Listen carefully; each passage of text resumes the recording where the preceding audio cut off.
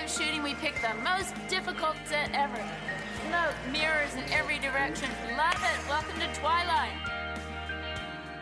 You're listening to Another Bite of Twilight, a podcast where we look back on our obsession with the Twilight saga and continue to freak out 10 years later.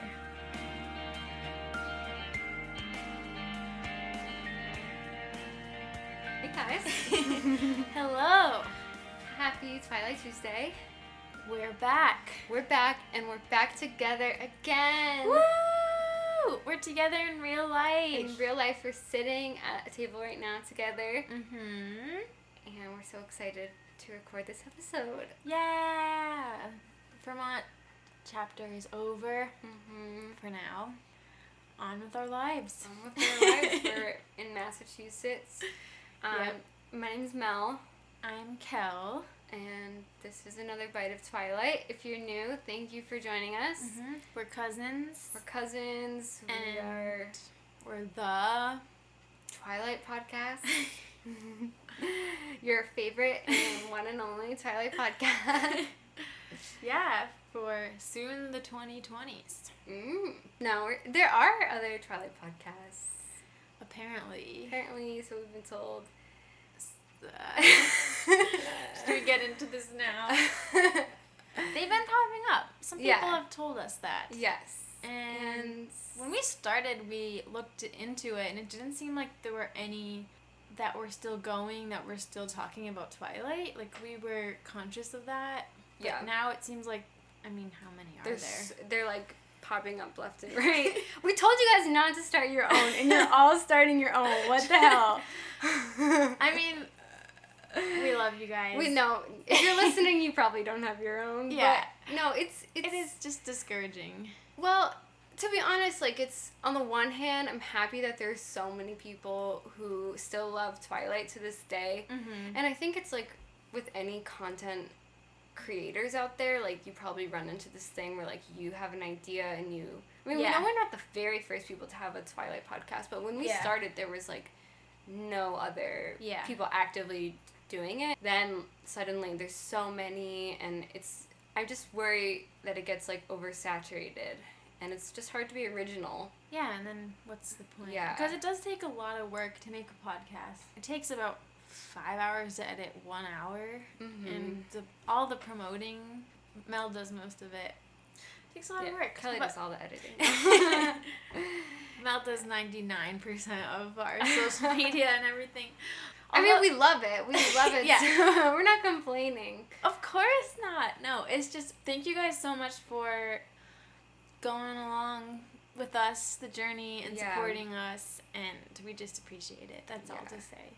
And it sometimes is a little frustrating when we feel like, oh, like, why are we doing this? Like, there's so many others now, but we just have to not let it get to us. Yeah, I mean, we haven't really listened to the others, so we don't know, like, how similar they are. There's one that it really discouraged me because they kind of have the same artwork.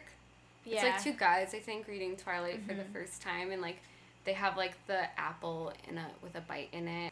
It could be a coincidence, but how could it be a coincidence? Well, I just think if you start a podcast, you look into, like, what's already out there. Yeah. And so that was annoying, but... Maybe this is how Stephanie Meyer felt when there were all those vampire things. Yeah. And then 50 Shades of Grey, like, that straight up ripped off her story, so... Probably happens to everybody. Yeah. So I guess it's nice. Yeah. I mean, I listen to multiple podcasts for, like, different topics and stuff. Oh, yeah. I listened to 2 Game of Thrones ones. Yeah. I subscribed to 2 history ones, so... I listened to 3 different Kardashians podcasts, but then I only listened to one, so I guess you do kind of pick your favorite, but... Yeah, true. Maybe that's what people are doing. For Game of Thrones, I mean, that just ended, but one of them, they were, like, more funny, more crazy, but they would still evaluate it, and then the other one was a little bit more serious, I think. But I was curious to hear their takes, too. Wasting hours of my life just listening to people talk about I was reading show. online someone writing about our podcast in comparison with the others, and, like, said that ours is more serious.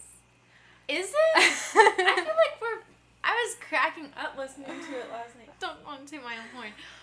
Are we serious? I feel like we speculate, we evaluate Twilight, but I think we also have fun with it. I mean, it's explicit.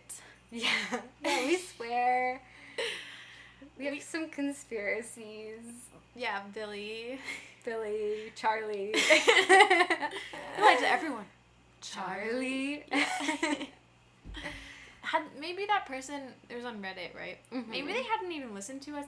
Maybe it was just we seem more serious because we take it seriously. Whereas the other one that they're talking about, I think, makes fun of it. Yeah, so that could be obviously we're not funny in that way. Yeah. Well, sometimes we make fun of it. Sometimes we don't love everything about it. But we love it all as a whole. Yeah. Twilight. Love it. Twilight, love it. I told my work, we had a meeting and my boss just asked everybody how they're doing and just about their lives, and when it was my turn, I was last too. He was like, Kelly, how's Twilight? Oh my god, that's so funny. My friend Marissa brought up that she was on an episode of she was on the Team Jacob episode, and she was drunkenly saying why she's Team Jacob, and she told all of her coworkers that was featured on a podcast, and then they were like, what's it called? And then she just said, Another Bite of Twilight. And then in the office, they were looking for it, and then she was drunk in it? Yeah, she was drunk in it. There's literally... Did they listen to it? Yeah, they listened to it. They put it on speaker. And there was a part when she says, I just want his body on me. Did she realize midway through that? Yeah. She works in a hospital. I just want his body on me. Put that body on me. No, 2 episodes ago, I was talking about how if I was attracted to Jacob, it would be hot when he says, you'd get hotter if you took your clothes off. Mm-hmm. And I was like, if I ever said that, I'd be like, oh my god. I did the weirdest voice. Oh my god. Yeah. I haven't told anyone at my work about this podcast. I don't know. Your cards close to your chest. I'm really afraid to say something. I wouldn't have that at my last job. But we are going to the festival, and so I had to request those days off at work. Yeah. My boss was like, oh, what are you going to be doing in Washington? And I was like, oh, I'm going to Seattle for a day. And then I'm going to the Pacific Northwest. And, that's true, but, she You mean Olympic National Park? Oh, yeah, Olympic National Park. But I was like, I've always wanted to see the Pacific Northwest, and, I'm going to the, Olympic National Park. Yeah. But she's such a traveler, and she's, been to Washington, so she's, recommending specific things to do. And you're like, no, we didn't do any of it. Yeah. Well, I might try one, maybe one thing, just because she recommended. But I'm not going to tell...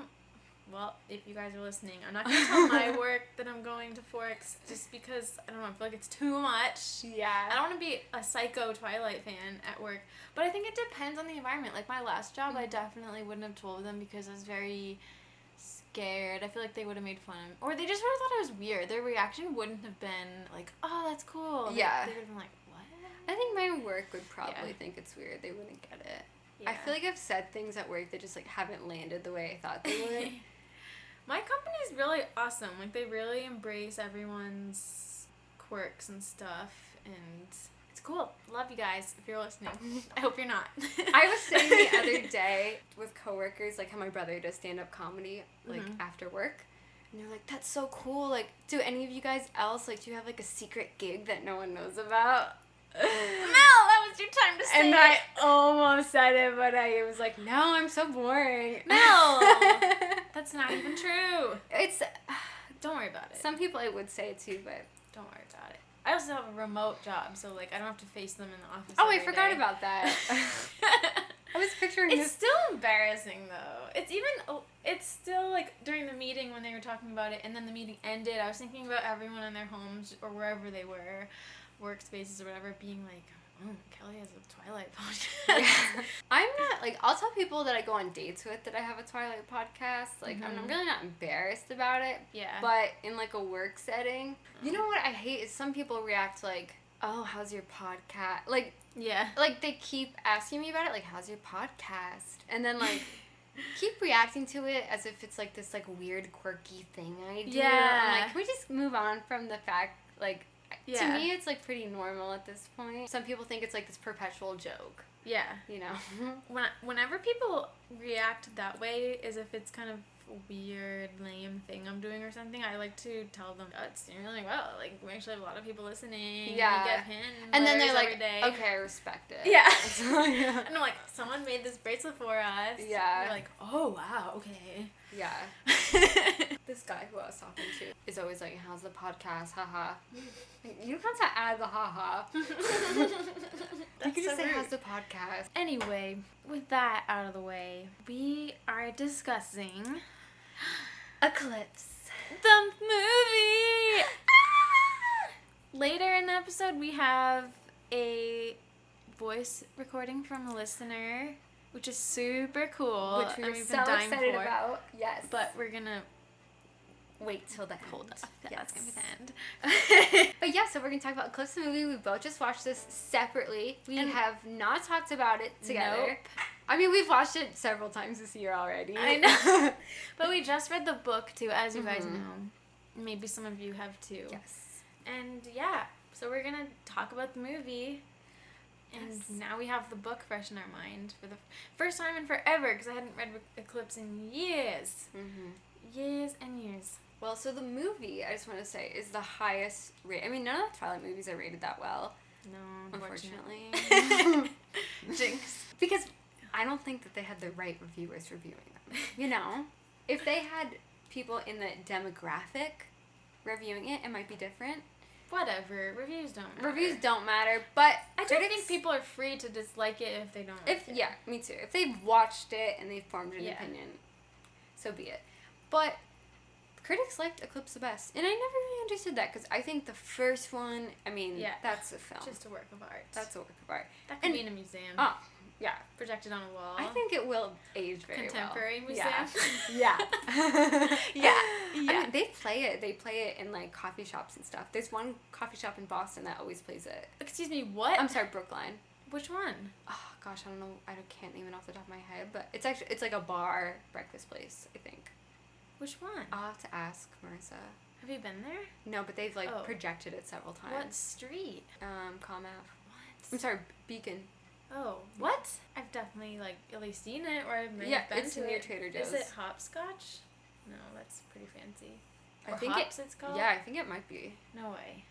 They play it on, like, a projector. It's so cool. So Twilight is magnificent, and then Mhm. New Moon is so beautiful. It really is. I mean, I don't know why New Moon didn't get better reviews. I really don't. Twilight is just a little weird.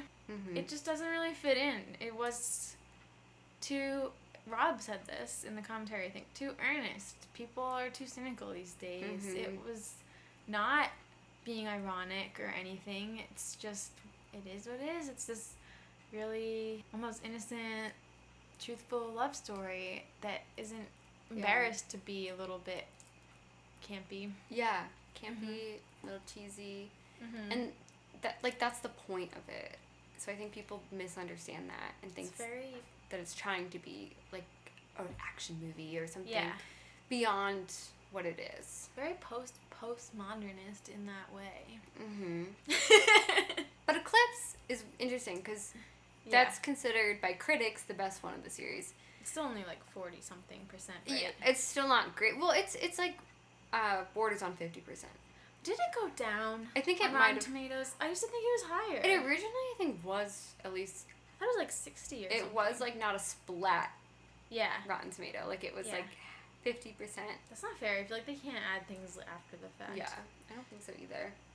But I think a lot of that kind of has to do with like it had the most action, and then I was just also paying attention to it, and Mm-hmm. I'll probably share my thoughts on that later. Yeah. It was directed by David Slade, which I think is an interesting choice because he hadn't really done much before. No, he hadn't. It's weird. He did a movie called Hard Candy, which was a indie film that Lionsgate bought from Sundance, and then he did a film called 30 Days a Night, which was about vampires. Oh, really? Yeah, it was a horror film. But David Slade said that he believes that he was actually chosen because of the first movie, Hard Candy, which was an actor's film, and it depends a lot on passionate performances, and the studio thought that that was the most important thing about Eclipse, since it's such a heavy dialogue driven movie. It's still crazy. Like, how did he get that gig though? This is a huge movie, and he only directed 2 movies before. Yeah, it's so just crazy. Weird. It's weird. He seems like a cool guy though. He took his job very seriously, and I think he did a good job. Yeah. In some aspects. So should we get into the movie? Yeah. Well, you know, it's just tradition. I did this for Twilight. I did this for New Moon. I just want to talk about the trailers and play on the DVD. I'm going to say wicked quick, rapid fire. Red, R-E-D, it's like retired. Remember? It's like retired. I don't remember what the ED stands for, but it has like Helen Mirren and older actors in it. It's action. Then there's Letters to Juliet. Again? Yeah. What the hell? Well, remember New Moon and Eclipse came out so close to each other? Yeah, they did. I almost think like, did the first one, was it like they were 6 months apart. Yeah. Yeah, it's crazy. It's insane. Eclipse was already shot when New Moon came out. Wow. It's crazy. That's so weird. Yeah, it's Letters to Juliet again. And I haven't seen this movie. Have you? What, Letters to Juliet? Yeah. No. I just have to say... I've seen the trailer so many times. I know, I've seen the trailer so many times. That Amanda Seyfried's boyfriend or fiance in the beginning, you can tell from the trailer that she ends up with a blonde guy. Yeah. But her initial boyfriend is my crush. Oh, yeah. I have such a crush on him. I forgot his... No, he's not your boyfriend. He doesn't call. I know, but he's so cute. His name's like Gael Garcia Bernal. Bernal. Gael Garcia Bernal. I just think he's so cute. And yeah, I just can't watch a movie where she dumps him for a blonde rando. Even if he's a bad fiance. I just love him. Yeah. Oh, he is really cute. So that trailer, Remember Me Again. That's so crazy. Isn't that weird? Yeah. Very weird. It feels, and it has the Twilight documentary again. The Twilight and Forks. It's basically the same DVD as New Moon. Yeah. Very weird. That is weird. Maybe it's because it was that still Summit at the time? Yeah. So they probably didn't have much. Yeah, they're like, oh, these are our movies. Yeah. Well, yeah, those are the trailers. The menu. Don't you guys love those menus? I love them. I think it's really cool when DVDs have creative menus, and they're kind of like the people go by. I didn't watch this on the DVD because as I told Kelly, I really wanted to watch the commentary as I was cleaning my room. So I have the DVDs, but my portable DVD player doesn't work with my new laptop. Oh no. Because you can't play DVDs on my laptop at all, even with the portable DVD player. Are you kidding me? It's just not compatible for some reason. That's insane. They got rid of that feature. So you can't even play it. Yeah, you might be able to download something, but I couldn't play it on my laptop at all. So I was like, you know what? I'm just going to buy it on Amazon. So I spent $14.99, and I bought the extended edition with the special features because I thought that would include the commentary. And it doesn't. That's horrible. Yeah. So I was like, well, I might as well watch it on my laptop. Yeah. That's tragedy. But you can't even buy the commentary online anywhere. Like there's, I was looking everywhere, and like I was typing in Eclipse commentary, and commentary on the commentary. It was like people have their own commentaries for it. I still like DVDs. Like if I really love a movie, I'm gonna buy it on DVD. Yeah. And even kind of same with, I'm like into vinyl. I'm that kind of person. If I really love an album, I'll get it on vinyl. I think that there's something nice about owning it. And yeah, commentary, even like with music, the album information that comes with it, like the little booklet, can't replace that digitally. You really can't. Kind of sucks. Yeah. Couldn't even take screenshots on Amazon, which was pretty ridiculous. Like, yeah. I'm paying That's nuts. Yeah. Aren't you supposed to own it? Like, how do they even still... Ugh. Or I wanted to download it so I could watch it without internet. Yeah. And I couldn't do that unless I got Prime, which I do have Prime on a different account, but not that account. So I couldn't download it. That is fucked up. Isn't it fucked up? I bought it for $14.99 and I can only stream it. You can't own anything anymore. No, you really can't. Gee. That's my rant. I know. I wonder if a lot of people listening are like, what? I don't watch this on a DVD. Yeah, probably. Well, I just thought you should know what the trailers are in case you want to. Most of our listeners are, or not most, but so many of our listeners are 14. Yes. Not 13. Not 13, not 15. They're all 14. Our younger listeners. It's so weird. Yeah.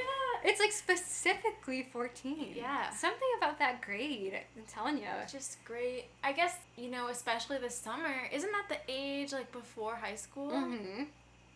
It's a great time to get into Twilight. Yeah. All right, let's get into the actual movie. It starts, the opening scene is with Riley, which is very tense and dramatic right away. Yeah. I was thinking that this scene to start with is very smart because it tells the unfamiliar watcher, like whoever went to the theater because their girlfriend made them or something, they don't get it, that there is going to be action even if you have to sit through some more love scenes to get there. But it also keeps the familiar audience on their toes. I wrote the same thing, and it's kind of like in the books how the preface always is pretty dramatic and is taken from later in the book to let you know, like, oh, the beginning might be very talky, but there's gonna be action. Yeah, it's like surprising, you know? Yeah, it is surprising. Like, I didn't expect to see that as the first scene. It's kind of, it's more scary, more intense, more dark, more moody than the other ones, but it is kind of like how Twilight and New Moon do that. Like, New Moon, I mean, Twilight starts with the deer, and you see a person, like, lunge at it, and you're kind of like, oh, what the heck's going on? And then New Moon, you have her running through the crowd and stuff. But this is definitely, it's more real time, with, like, a character, Riley. And I almost felt like the very, very beginning when you see, like, him leaving the bar and stuff with the rain and then the Summit Entertainment thing, kind of reminded me of, like, Harry Potter 6 or something. Yeah. Also, I think that actor, Xavier Samuel, who plays Riley, is pretty good. I thought he was really good. Yeah. He's good at screaming. He did a good job. I loved, there's, like, a shot where he's, like, kind of toppling over the pier. Yeah. But then he doesn't fall. He, like, steps backward. And you think, like, oh, okay, he's good. And there's this, like, cat, like, not a cat, like bird-like call. Yeah. Which presumably is probably Victoria. Which sounds very interesting. But something is weird. I watched this, like, kind of, it's not slow motion, but I paused it. And it looks like the person fighting him is a guy. Like, the hand is super masculine, and you can see the top of his head, and it's... What? It's... I swear to God. I wouldn't be surprised. It's not Victoria at all. They obviously, like, they thought maybe, like, oh, you can't really see her, it doesn't matter. Yeah. But it's definitely a man. I could see them doing that. They're like, all right, let's just have this stunt guy. Like, yeah. What do you think of the eclipse symbol that comes up? And it's like... Oh, and it says eclipse. I liked it. Yeah, I like it too. It was cool. Not as cool as the New Moon, but I think it was cool. Yeah. Yeah. Try cool. And we have Edward and Bella in the meadow. Edward's being kind of frisky. Oh my gosh, this is a friend of the podcast, Maven, her favorite kiss. And I knew, Maven, it was you who has the new Twilight fan page when you commented that you love this scene just because of the conviction of... I just knew. Just from the tone. Just the tone of the comment. I never really noticed this before, which is nuts, because I've seen this many times, but when the light is shining on Edward's face, and it's reflecting, and him and Bella are embracing, they're, like, kissing, basically, and the light's on her face, like, reflecting off him. Yeah. I thought that was so beautiful. That was like, wow. so beautiful. Yeah, it's gorgeous. I love when he sparkles. Something I noticed about the scene, which, I hate to say it. Just say it. But Kristen's voice when she's reading the poem, I felt very flat and apathetic in comparison to the, like, emotion that we just got from Xavier Samuels. Yeah, that's true. Do the poem now. Some say the world will end in fire. Some say in ice. From what I've tasted of desire, I hold with those who favor fire. But if I had to perish twice, I'd say that for destruction, ice is also great. Amazing. Well, I tried to do it as, like, apathetic.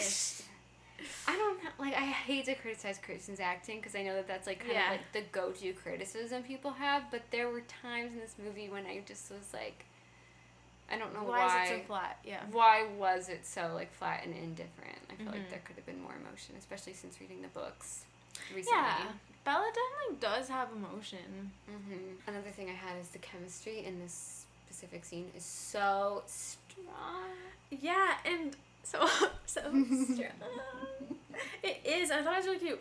Bella's like, marriage is just a piece of paper, and Edward, I decided to stare at Robert Pattinson most in this movie, because For some reason, I feel like I'm always looking at Bella in scenes. I don't know why. Interesting. Yeah.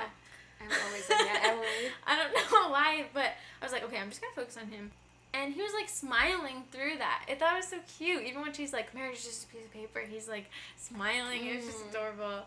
I had a criticism for this scene, too, though. I didn't love the score that was playing. I kept wishing that it was more like, I think the end, spoiler, they don't have a score playing for a bit of it, and it's just, like, birds chirping and stuff, I think, in the beginning. And I wished it was like that. Like, we could just have the breeze and birds. I didn't like the piano. I don't know. It was bugging me. Yeah. Usually I like scores, but, ugh.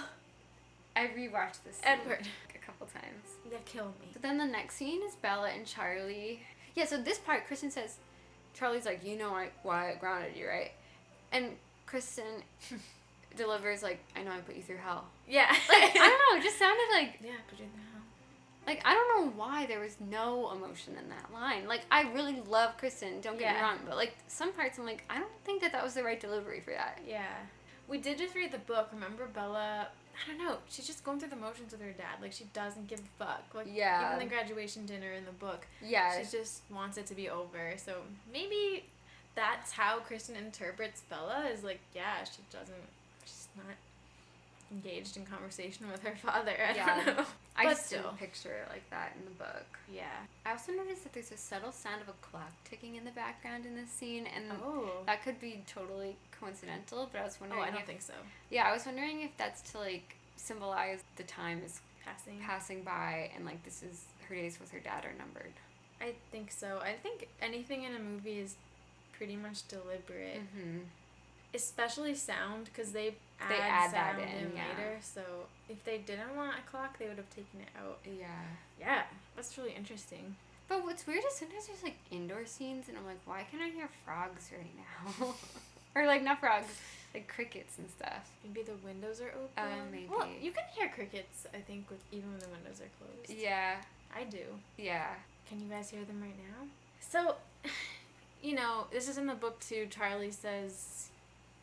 He'll unground her if she spends time with her other friends, like Jacob. Mm-hmm. And so she's going to go see Jacob, but I thought it was a little bit annoying. I know they can't fit everything in it, but we never had the scene in New Moon where Jacob tells on Bella and gives the motorcycle back to Charlie, and then she gets in trouble, and then she's, like, pissed at Jacob. That's why she's so mad at him and ignoring him. But in this, we don't have that, so we don't have her being pissed at him, and it just... doesn't make it clear that, like, there's a reason why she wouldn't want to see Jacob. Mm-hmm. It makes Jacob more likable. Yeah, I think is not fair. Jacob did, I think if Jacob did that in the movies, people would have a much different perception of him, because that's, like, one of the worst things he does. It's not fair. It's like they wanted to level it, so they cut it out or something. I don't know. I mean, maybe they didn't have time to. They probably didn't have time. But, I don't know, they could have fit it in. Because that's another dynamic to it. I think it's kind of weird. He says, like, I want to see Jacob. And then the song, like, Let's Get Lost just starts playing. And, like, Bella doesn't say anything. It just felt like... And it plays for 1 second. Yeah, it just felt super sudden. Gets in the car. Like, touch me, I'm golden. Like, just for tonight. She's, like, looking at her dad. I don't know. Let's get lost. And then she's on her BlackBerry, and she's calling Jacob. She gets in her truck, doesn't start. Yeah, it doesn't start, and then Edward appears. But what I like about Edward's appearance here is you first hear him, and I thought that was, like, way more impactful than if, like, you kind of, like, had a cheesy graphic of him, like, showing up real quickly. Yeah, I agree. And even though it's a shitty thing he does, when I see him on the screen still, I'm like, he's in the truck. Yeah, so then Kristen says, you scared me. And again, there's, like, no emotion in it. And I'm sorry, this is probably the last time I'm going to say it, but at the beginning of the movie, I was, like, really unimpressed by her performance. Yeah. I know, you think people like, you scared me. Yeah. Or even more, like, you scared me. Yeah. I don't know how Bella would react. You scared me. Yeah, and then this is in the extended. Oh, yes. But not in the real, that he says, you can leave your window shut tonight, and she goes up, she shuts it, and then she opens it. Which I think is, it's a shitty thing that Edward does, but he acknowledges that he knows it was crappy. Mm-hmm. And someone even said this on her Instagram, I think. Knows that it was crappy and is sorry, but he's like, well, I did it because I'm worried about you. But they cut it out of the movie, so we don't have that part in the final cut. Again, it's not really fair. Not fair. I know. They're making Edward look horrible. It's not a great start. Not a great start. Jessica is valedictorian. Mm-hmm. Weird. Yes. And it's funny because Eric says cliches are the bread and butter of all valedictorian speeches, and then Angela says, and that is why you are not valedictorian. But in the book, he is valedictorian, so I feel so bad for Eric. I know. I wonder if that was a joke, like, because he is really the valedictorian. I know that Anna Kendrick is charismatic and stuff, but it just doesn't make sense that that character would be valedictorian. No way. Class president would make sense. Yeah. They should just said she was the class president. Doesn't make any sense. Dumb. Oh, it's awkward when Bella says the speech is going to be epic. Yeah. Doesn't sound right coming out of her Bella, mouth. don't even talk.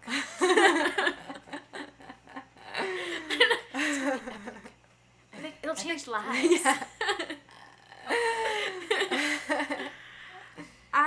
So Alice has her vision. Mm-hmm.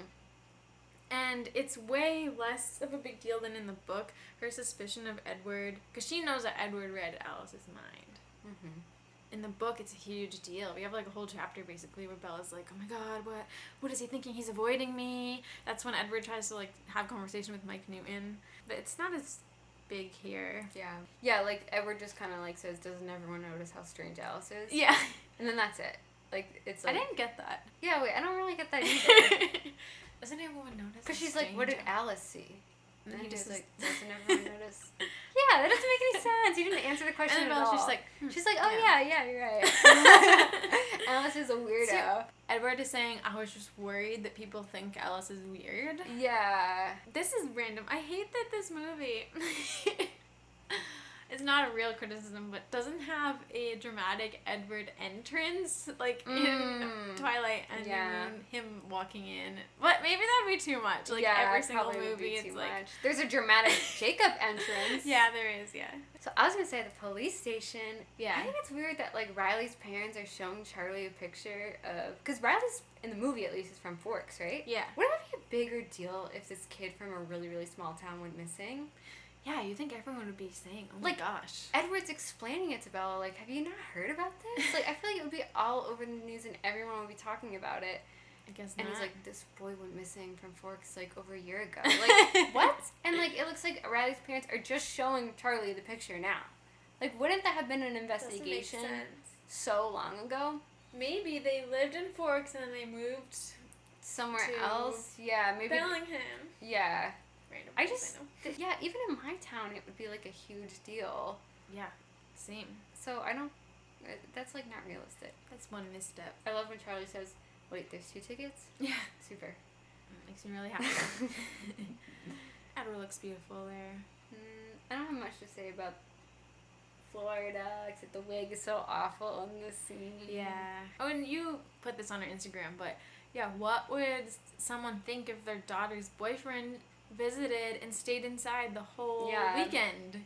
Yeah, I think it's crazy he was weird. able to pull that off. How can you pull that off? Like, no, I'll stay in. No, I have to study. It's like, why did you even come? I know! At least pretend to be sick or something. Like, that's just weird. Like, who refuses to go outside? Like, her and her mom are sitting outside, chilling in the sun all day, and he just refuses to come out. He does go out at night when they go out to dinner and stuff. And, like, they walk along. I would actually love scenes like that. I know. Oh. Do you think when they go out to dinner, he eats the whole food? Like, the whole meal? I'd pay money to see just scenes of them doing random crap. Yeah, like at a store. Yeah. On the boardwalk or something. Oh, cute. Then there's like an action scene where they're chasing Victoria. And I actually rewatched the scene because I really enjoyed it. And I like how scary and animalistic Emmett looks right after Paul he does. bites him. Like, I thought there was some really... Kellen Lutz doesn't get a lot of stuff, but like when he does have these action scenes, he's really good at channeling. Yeah. Like a demon kind of. He was good. But the wolves really let Victoria get away there just because of the whole stupid treaty thing. Yeah, like they could have just like ended it right there and then, but they were too stubborn and selfish. Yeah, they did. They're just like, they're running, they're chasing her, and they're like, oh wait, the cones are over Yeah. Like, who cares? Yeah, the cones are obviously chasing Victoria too. So petty. So then they come back from Florida, they're back at school, parking lot. Jacob's there, and they have this weird bad boy entrance where he turns around and his arms are crossed, and the music swells, and it's like, nah, nah, nah, nah, nah, nah. Got a black t-shirt on. His hair is kind of like wet. Yeah. Slicked back. But I just think it's funny. He comes over and he's like, what does he say? Make sure kind don't come on our land again or something like that. And Bella's like, what are you talking about? And then he's like, we were chasing Victoria. I just think it's funny. Bella goes, Victoria? And Edward closes his eyes for like he's annoyed. Robert Pattinson's awesome. He closes his eyes for like a solid second and then opens them. He's like, oh, I don't want to get into this. I've never noticed that before. And then, okay, this is just a weird scene to me. So Bella gets on Jake's motorcycle and leaves, but I'm like, isn't it the start of the school day? Yeah. Aren't they arriving to school in the morning? And why isn't Jacob at school? Now they're leaving school and going to Jake's house. They get there, and I'm sorry if I'm skipping ahead, but the whole pack's there. Woo, woo, woo. Like, wait, why are you not at school? Or work? Like, what are you guys doing? You're right. Hey, Bella. Then guess what? When she gets home from this whole day, it's nighttime. Like, you skip the whole day. Yeah.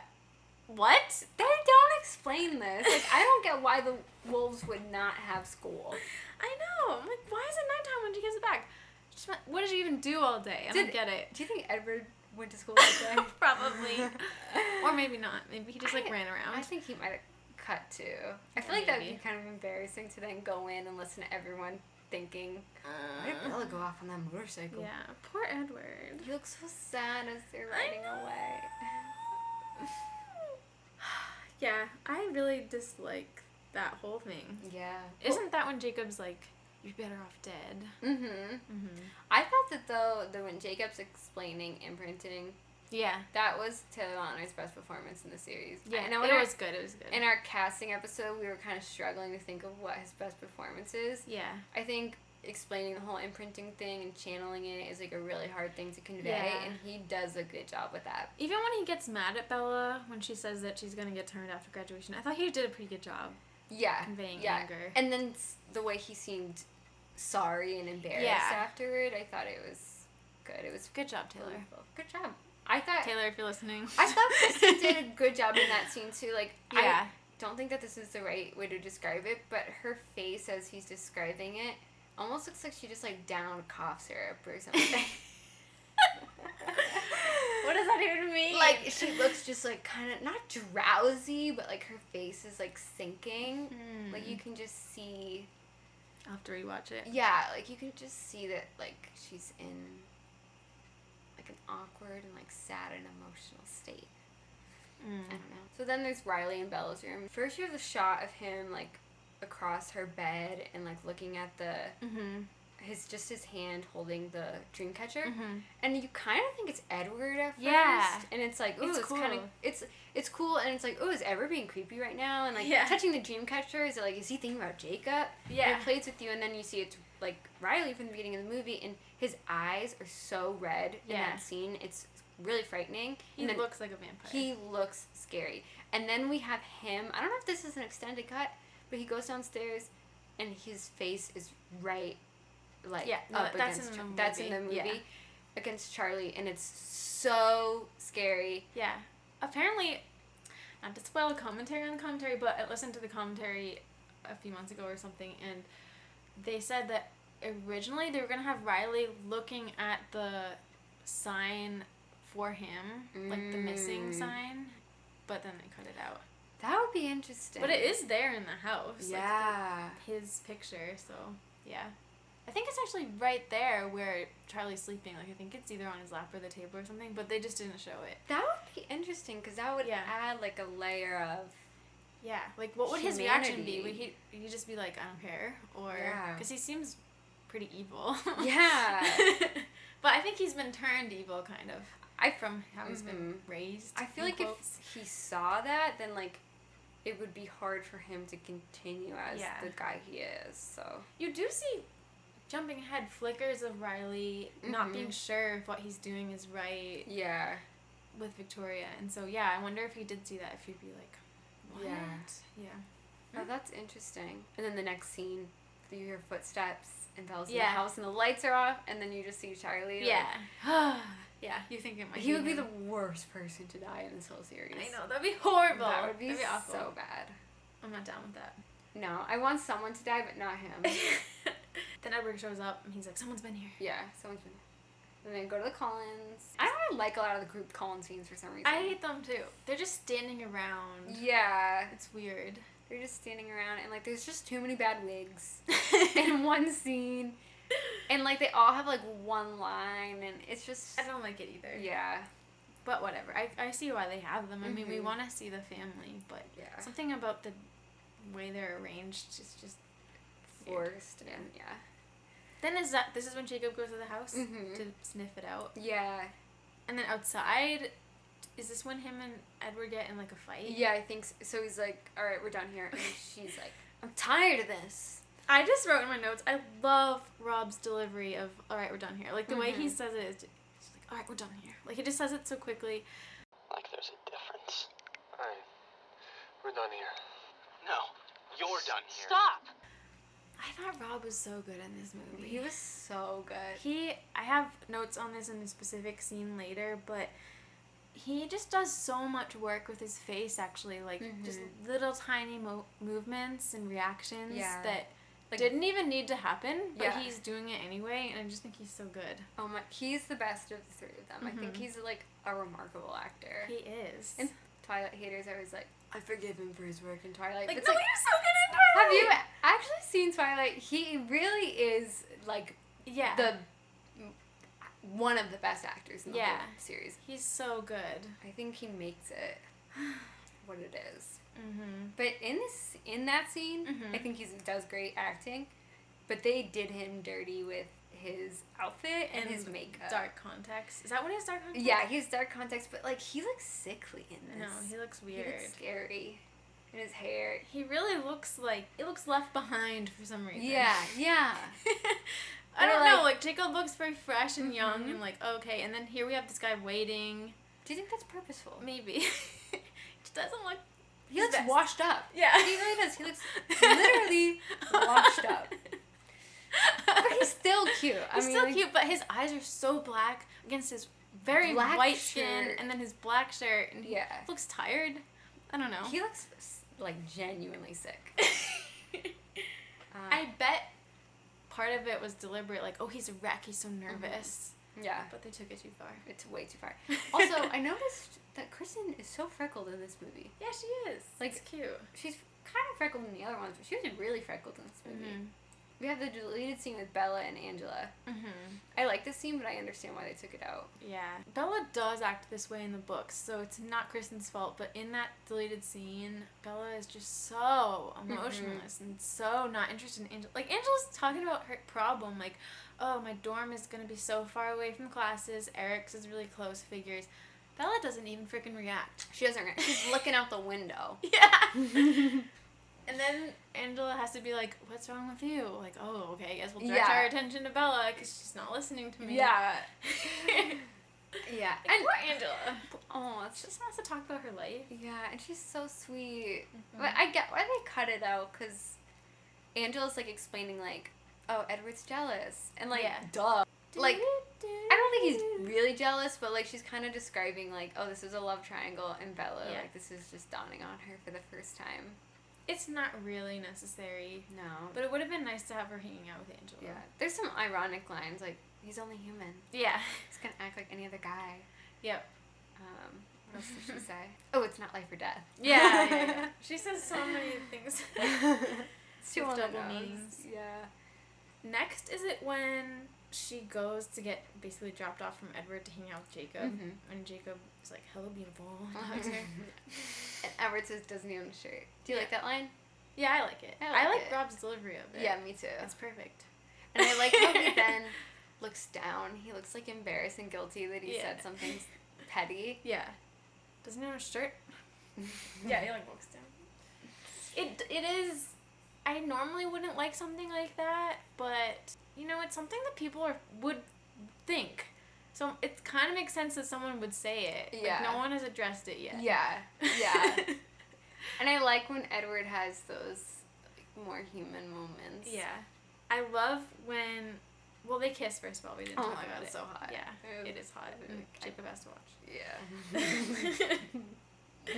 Hot. Oh, love when Edward takes charge. Oh my god. And they're like, I guess his lips really aren't supposed to be smooth, but their lips look so smooth. They do.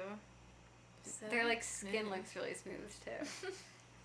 I like when Edward drives away while Jacob's hugging her. He's blasting music. He speeds out of there. I just love that. You can't really hear what kind of music it is, though. I know, I wonder. Yeah. What does Edward Cullen blast in his car? Lincoln Park. Weird. That's really emo. Oh, Linkin Park, yeah. Edward. What's the Linkin Park song in Twilight? Oh.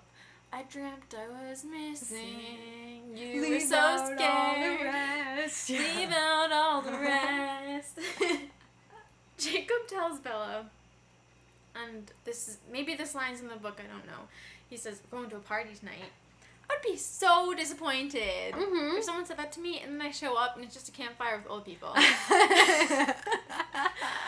sorry, you don't say we're going to a party tonight. I know, be like, oh shit. And I think even music might start playing. I'm not sure. I don't think Bella would be disappointed. Yeah, no, Bella doesn't care about that kind of thing, but still, that's not what it was. The way he delivered, I keep saying delivered, the way he said that line made it sound like, oh, we're going to party, huh, I'm cool. Yeah. And then he's like, just a council meeting. He says, the tribe thought it would be good for you to hear the stories. Yeah, it's interesting. It is weird that they're like telling these stories about vampires are evil. But I'm sitting right there. Like, I know. I would feel Bella's like very kind of okay with it at times that they hate each other, and I would feel like, yo, like, you guys are purposely saying these things in front of me because you want to convert me. Yeah. Do you think the tribe said that they wanted Bella there? I think they were fine with her there, but I think it was like Jacob. More Jacob. Yeah. Billy probably wanted her there. I could see Billy being like, we need to show Bella the truth. Yeah. She needs to know. Yeah. But I think the to other convert ones... her to a wolf girl. Yeah. The other ones, I mean, like, Leah probably doesn't want her there and stuff. I think it's weird how Jacob introduces Seth to Bella. Like, how does Bella not know the Clearwater family when her dad was best friends with Harry Clearwater? And, like, it's... Bella's in her own little world. Yeah, it's still crazy that Bella didn't go to the funeral or... It is! Anything. It's weird. I mean, that was more noticeable in the book, I think, that she didn't go. But, yeah, it's very weird. If she says to Leah, like, I'm sorry about your dad. Like, time has passed. Like, you should have seen her. Like, if you guys are family friends. Yeah, then they basically later become step-siblings. Oh my god. I never really thought about that. And she has no relationship to them. Yeah. What do you think of the Legends scene? I was wondering why the vampires in that, well, the woman's pretty, but, like, the guy is not, like, great looking. It's the same with the Newborn Army. Like, some of them aren't good looking. Yeah. It's inconsistent. No offense, but, like... I thought he was okay. I mean, he had, like, long hair. Yeah. Just, like, old-fashioned beauty. Yeah, I guess. Yeah. I don't know. But, no, I know what you're saying. He wasn't, like, threateningly beautiful. Mm-hmm. I like the Legends in the movie because, I don't know, I just think I like seeing history and seeing them in the clothes and stuff. It's just kind of cool to see how long it's been, and I don't know. It's kind of cool. Yeah, I like it. And it's very condensed. Mm-hmm. Yeah, in the book they just stretched it out so much. It's so funny how they're able to relay all the same information down in, like... Yeah, much faster. A minute. Yeah. A vampire shows up, attacking them, they turn into wolves, and then another one shows up, then the third wife thing happens. It's, like, very fast. So... So, like, Charlie's talking about Riley and how he's missing. Oh, yeah. And I thought it was weird how Bella, like, says... And how the parents are looking for him. Yeah. And Bella's like, shouldn't they just give up?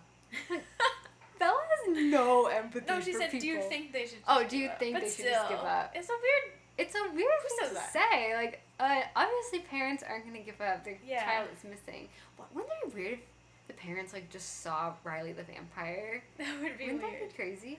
Riley the vampire. I'm like, what? Riley? Oh my god, you're back. And then he eats them. Oh my god. Drinks their blood, not eats them. Oh. These aren't zombies. They're more high class than that. Sorry, yeah. It's liquid, not solid. Yeah. What I like about Eclipse is they do a good job of connecting scene to scene. So, like, before this, I think there was a scene with the Cullens that I must have skipped over, where Bella says, I think you should turn me now. Oh, and yeah, Carlisle says, what about your family? what about your family? Like, how your parents would feel if you went missing. And then we have the scene right after. That was actually extended, I believe. Oh, it was? Yeah. Okay. But still, no, you're right. Yeah. Where, the Charlie scene was extended? No, Carlisle saying that, change me now, that was in the book. And Carlisle saying, no, like, what about your family? You can't just leave Charlie like that. So it's not in the final cut of the movie, but regardless, Eclipse does do a really good job of, from scene to scene, there's, like, momentum. Like, everything's building on the last scene. Yeah. Which is how it should be. Yeah, it should be. So then we have that part where Charlie's looking, and he's like, if it was my child, I wouldn't stop. And it's like, oh, well, she is going to go missing. It does still connect to what her conversation with Jacob about changing, and he's like, we haven't even lived, and, like... Yeah. And we also have when Edward says, like, after a few decades, everyone you know will be dead. Like, it does connect, so... Yeah. It's just not as great as... Yeah. What it would have been. Yeah, why'd they cut that? They should have kept it. How does Bella forgive Jacob? That happens really quickly in the movie. For what? This saying, I'd rather you be dead. Oh. In that same scene, he says sorry, I think. Yeah. And she just kind of, like, accepts it and walks away. God. Yeah, she forgives him very easily. Time and time again. Now, I think it is. There's, like, a scene with Riley and the newborns. He's like, what did I say about keeping a low profile? Yeah, I don't have that, but I must have skipped it. The only reason I am including this is I just... Not to be mean. I know she was a kid, but I don't know if the girl who plays Brie Tanner is a great actress. Is this when she's like, I feel like what no. did you do to me? Yeah. Exactly. I'm so thirsty. I know. Is that what it says? Yeah. That's what I'm referring to. I don't know. It's just feels cheesy for some reason. Yeah. I think it was her first movie. Yeah. Sorry. That's mean. But no, it's not. But that's how I feel, okay?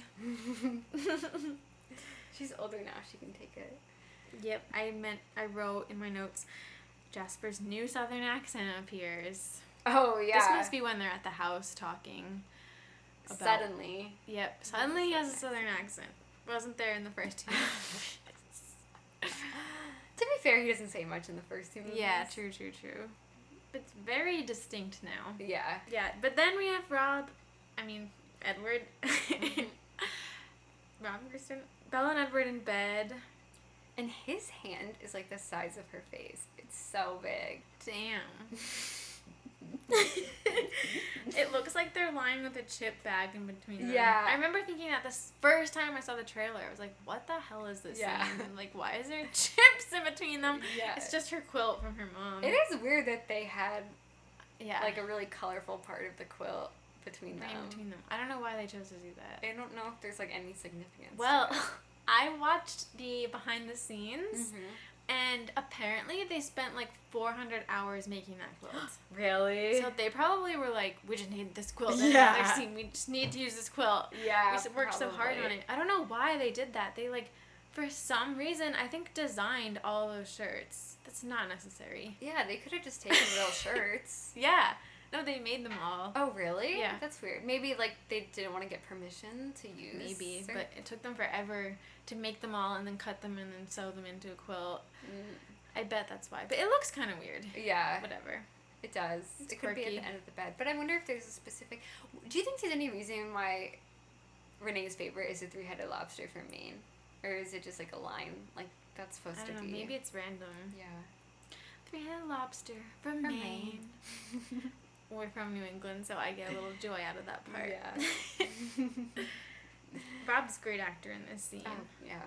Oh, this scene's my God. really cute. There's a part where, like, Bella says, like, she's scared that she wouldn't smell the same. And then he kisses her. And he says, like, you'll always be my Bella. And then afterwards, he kind of, like, inhales. It's like he smells her. And he's looking over her head, like, kind of off in the distance as if he's thinking. And it's just so cute. There's, like, so many little intricacies of his performance that... Yeah. Like, he has this faraway look in his eyes. Yeah. And the music's really pretty. Yeah. I mean, you can tell. People say he hates Twilight. No. You can tell he puts so much thought into his performance. Yeah. I wish that like, a really, really hot guy would say to me, you'll always be my Mel. Oh. Not just any guy, but, like, a guy as hot as Edward.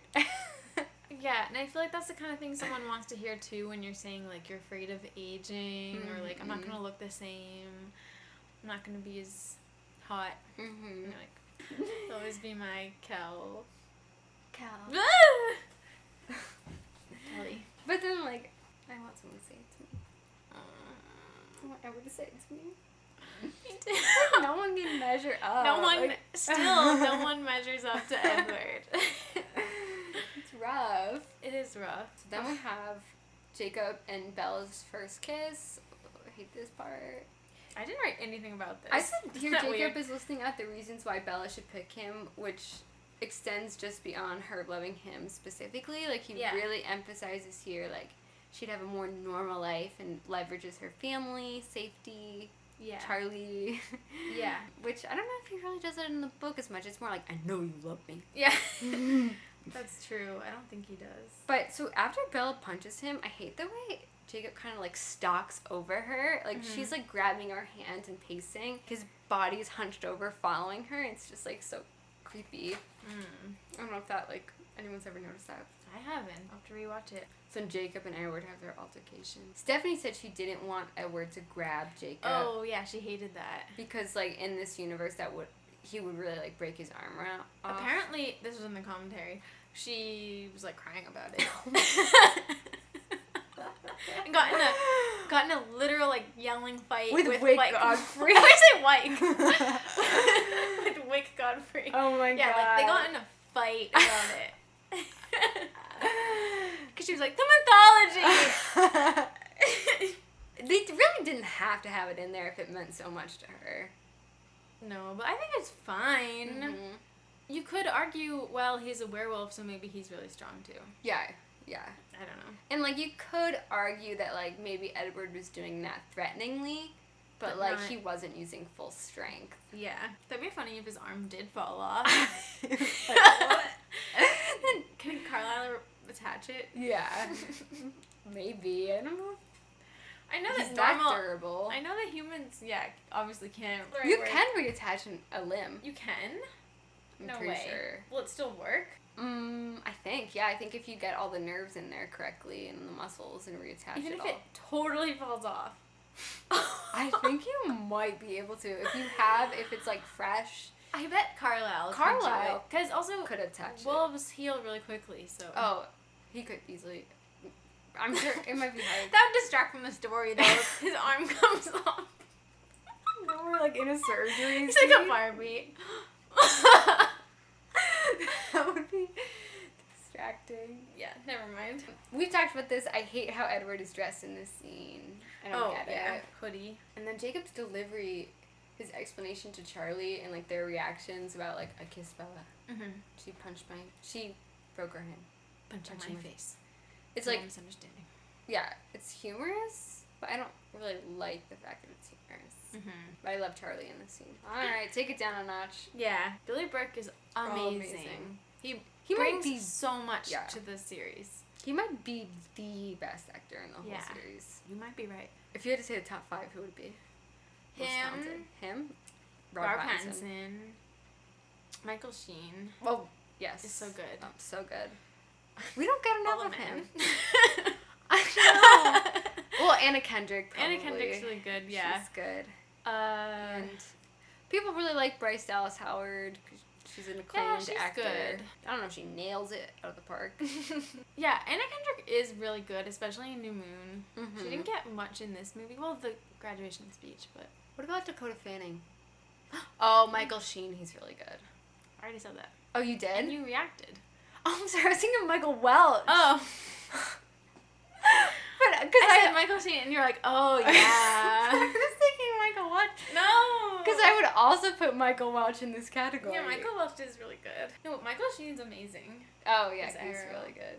But would you say Michael Welch is in the top 5? Because I would. Maybe 5. I think he brings so much to the series. I honestly feel like the men worked pretty hard in this movie. Yeah, I don't like... Series. Well, who's the best actress? Is it Anna Kendrick? Maybe Anna Kendrick. I don't want to say that. I think Kristen Kristen's good. Stewart. Yeah, but there's some parts where it falls flat. And these other people, I don't think there's as many parts. What do you think of Nikki Reed? No, I'm not impressed by her. No. What about Renee? She's pretty good. Yeah, she's pretty good. Ashley Greene, I'm not as impressed with. No. And Elizabeth Reeser. No. Don't even. Don't even.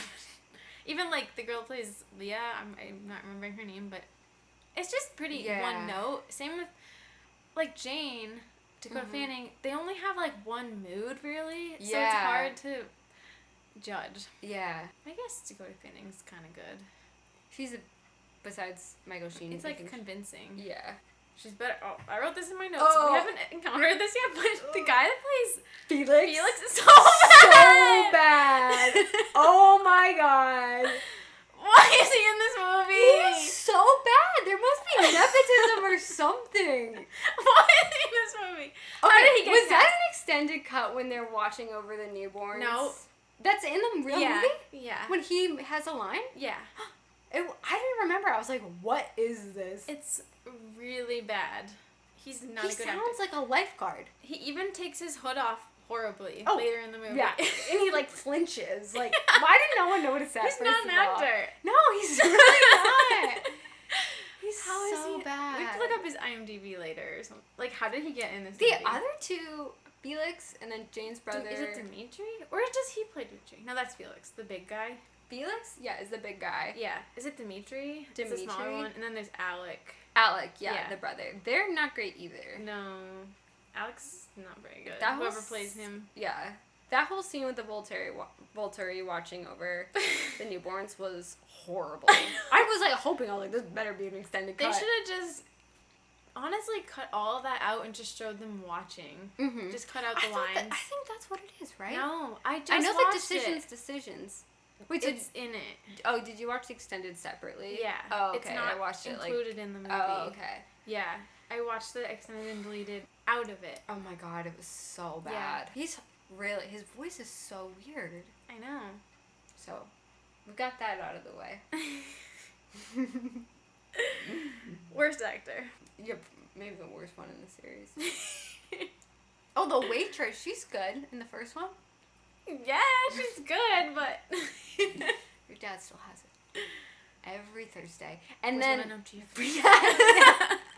is good. She's good. She's like the men at the table behind them are good. Their looks, you can tell.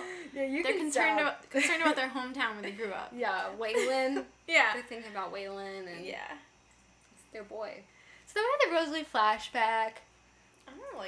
I like the flashback, but I don't like the part when they're on the balcony. Mm-hmm. I don't know.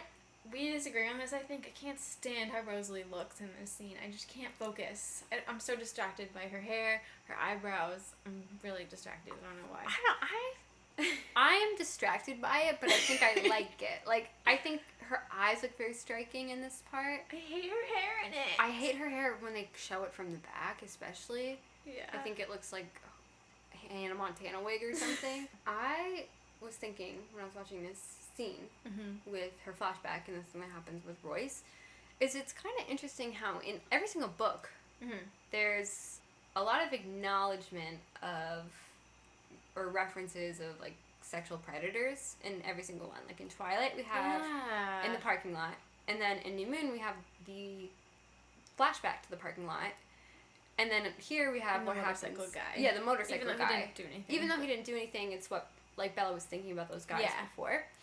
And then in Eclipse we have Rosalie's flashback and what happens to her, those men. And then in Breaking Dawn we have Edward talking about how he would kill sexual predators and people who were thinking they would do this to women. So like this is a thing that like really exists within this universe, and obviously exists within any universe, but there's a lot of conscious acknowledgement of it.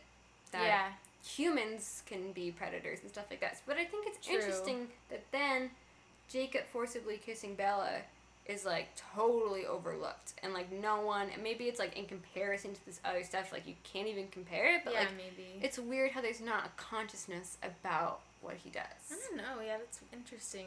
Interesting point. Yeah.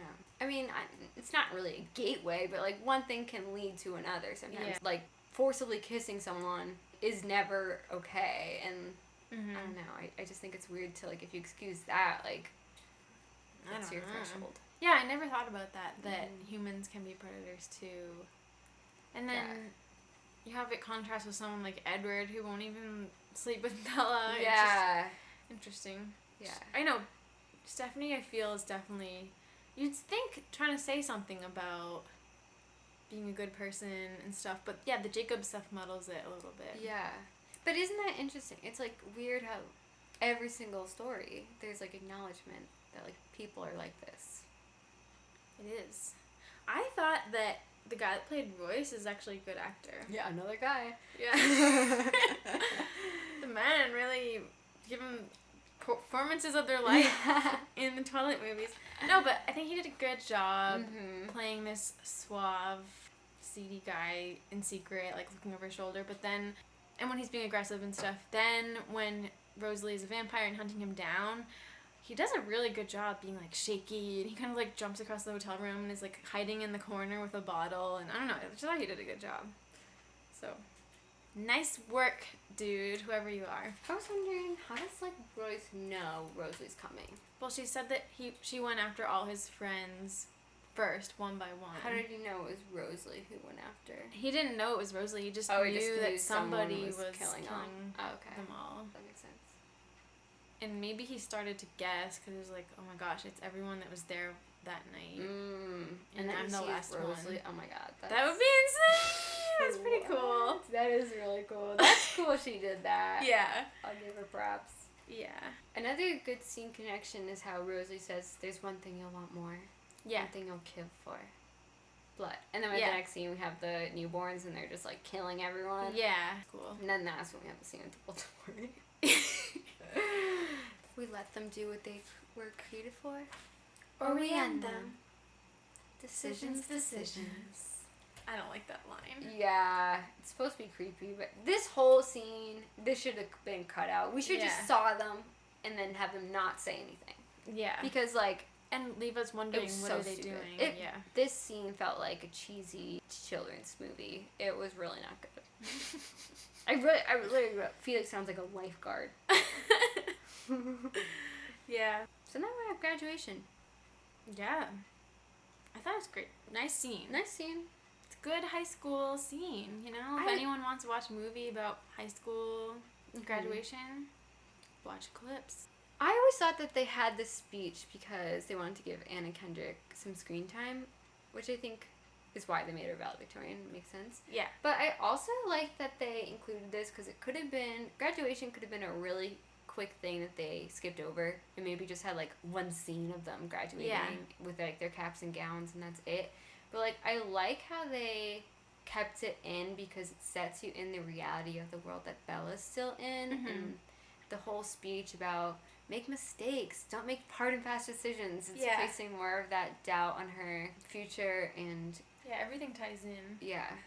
It's making the conflict greater. What do you think about when she's like, fall in love a lot, and then Edward kind of, like, smiles? Yeah. They only fell in love once. I know. It's kind of cheesy, but it's also kind of cute that they're like, that's us. Yeah, we're in love. Yeah. Jessica says, when they always ask us what we want to be, but how about this? Who the hell knows? And there's a shot of Bella, and she's, like, clapping. She's like, yes. It's like, Bella, aren't you saying that you know exactly what you want to be? Yeah. Like, yes, I feel that, girl. Like, no, you don't. Yeah. It's weird how she, like, really responds to that. She's not like, I do.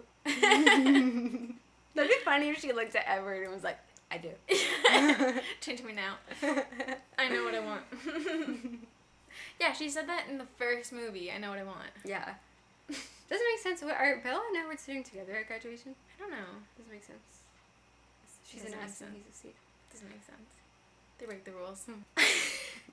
I thought that the set design, the party planning, whoever set up that party did a great job. Alice? It just looks great.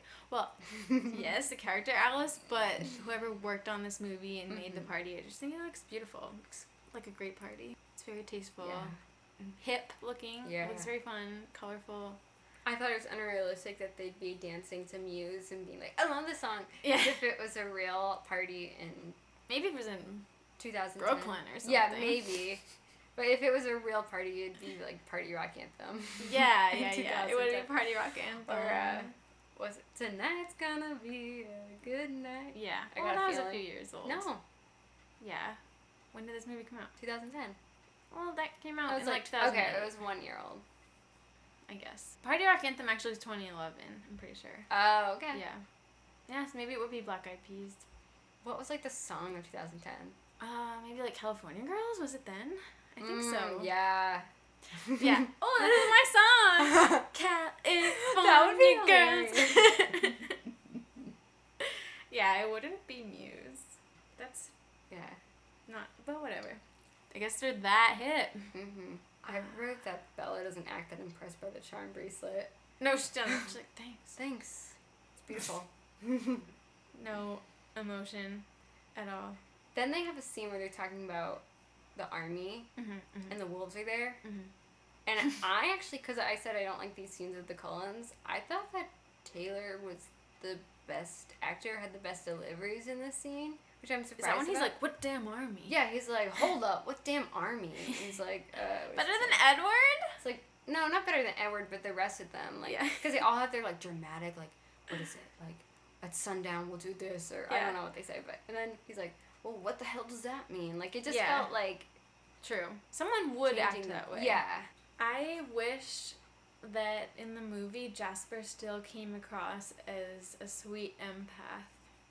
I don't know. I feel like he's still nice, obviously, but he comes off much more hard in the movie. And you don't really get the sense that that emotions are his thing, you know? Yeah. That he is just so in tune with people's emotions, that he's like a sensitive guy. You don't get that. Yeah. I never realized that the reason the newborns are stronger is because their human blood is still in them. They do say that. Even though they say it. I remember that, so I Never did sunk know in that. for me. Then is this when they're practicing fighting? Yeah.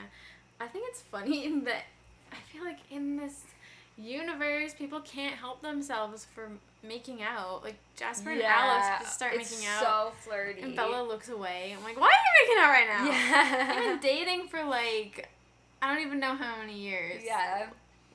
At least 80, almost 90 years or something. Why are you acting this way? Yeah. And she's just kind of like, Who, Bella? Yeah. Yeah.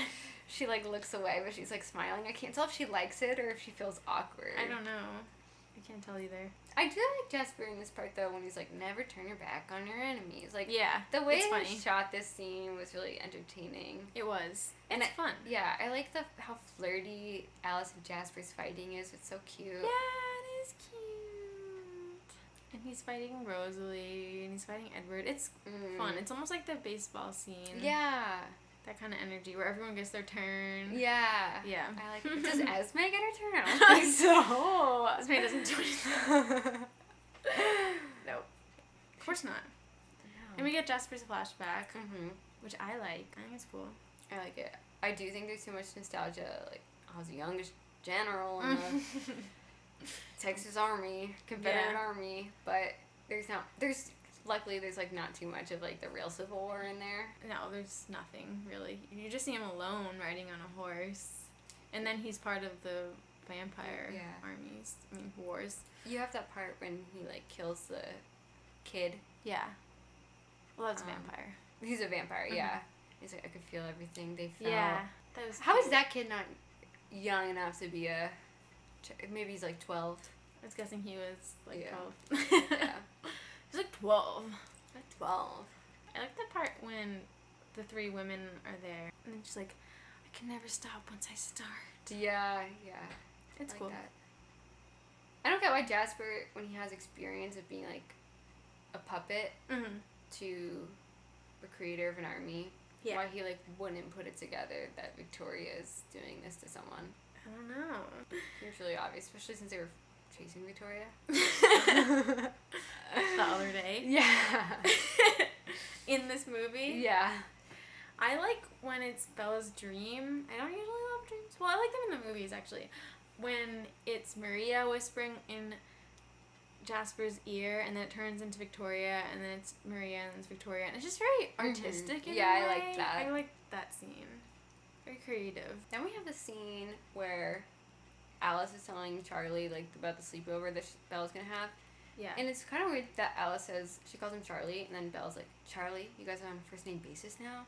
It's like, you call him Charlie. Charlie. Yeah, you call him Charlie. That was weird. And then Alice is smiling, telling Bella that she and Edward have the house to themselves. It's like wait, but what about the part when Jacob is carrying Bella, I think? They're testing out the scent thing. I did skip it. Because he's trying to they're covering up Bella's scent with Jacob's disgusting wolf scent.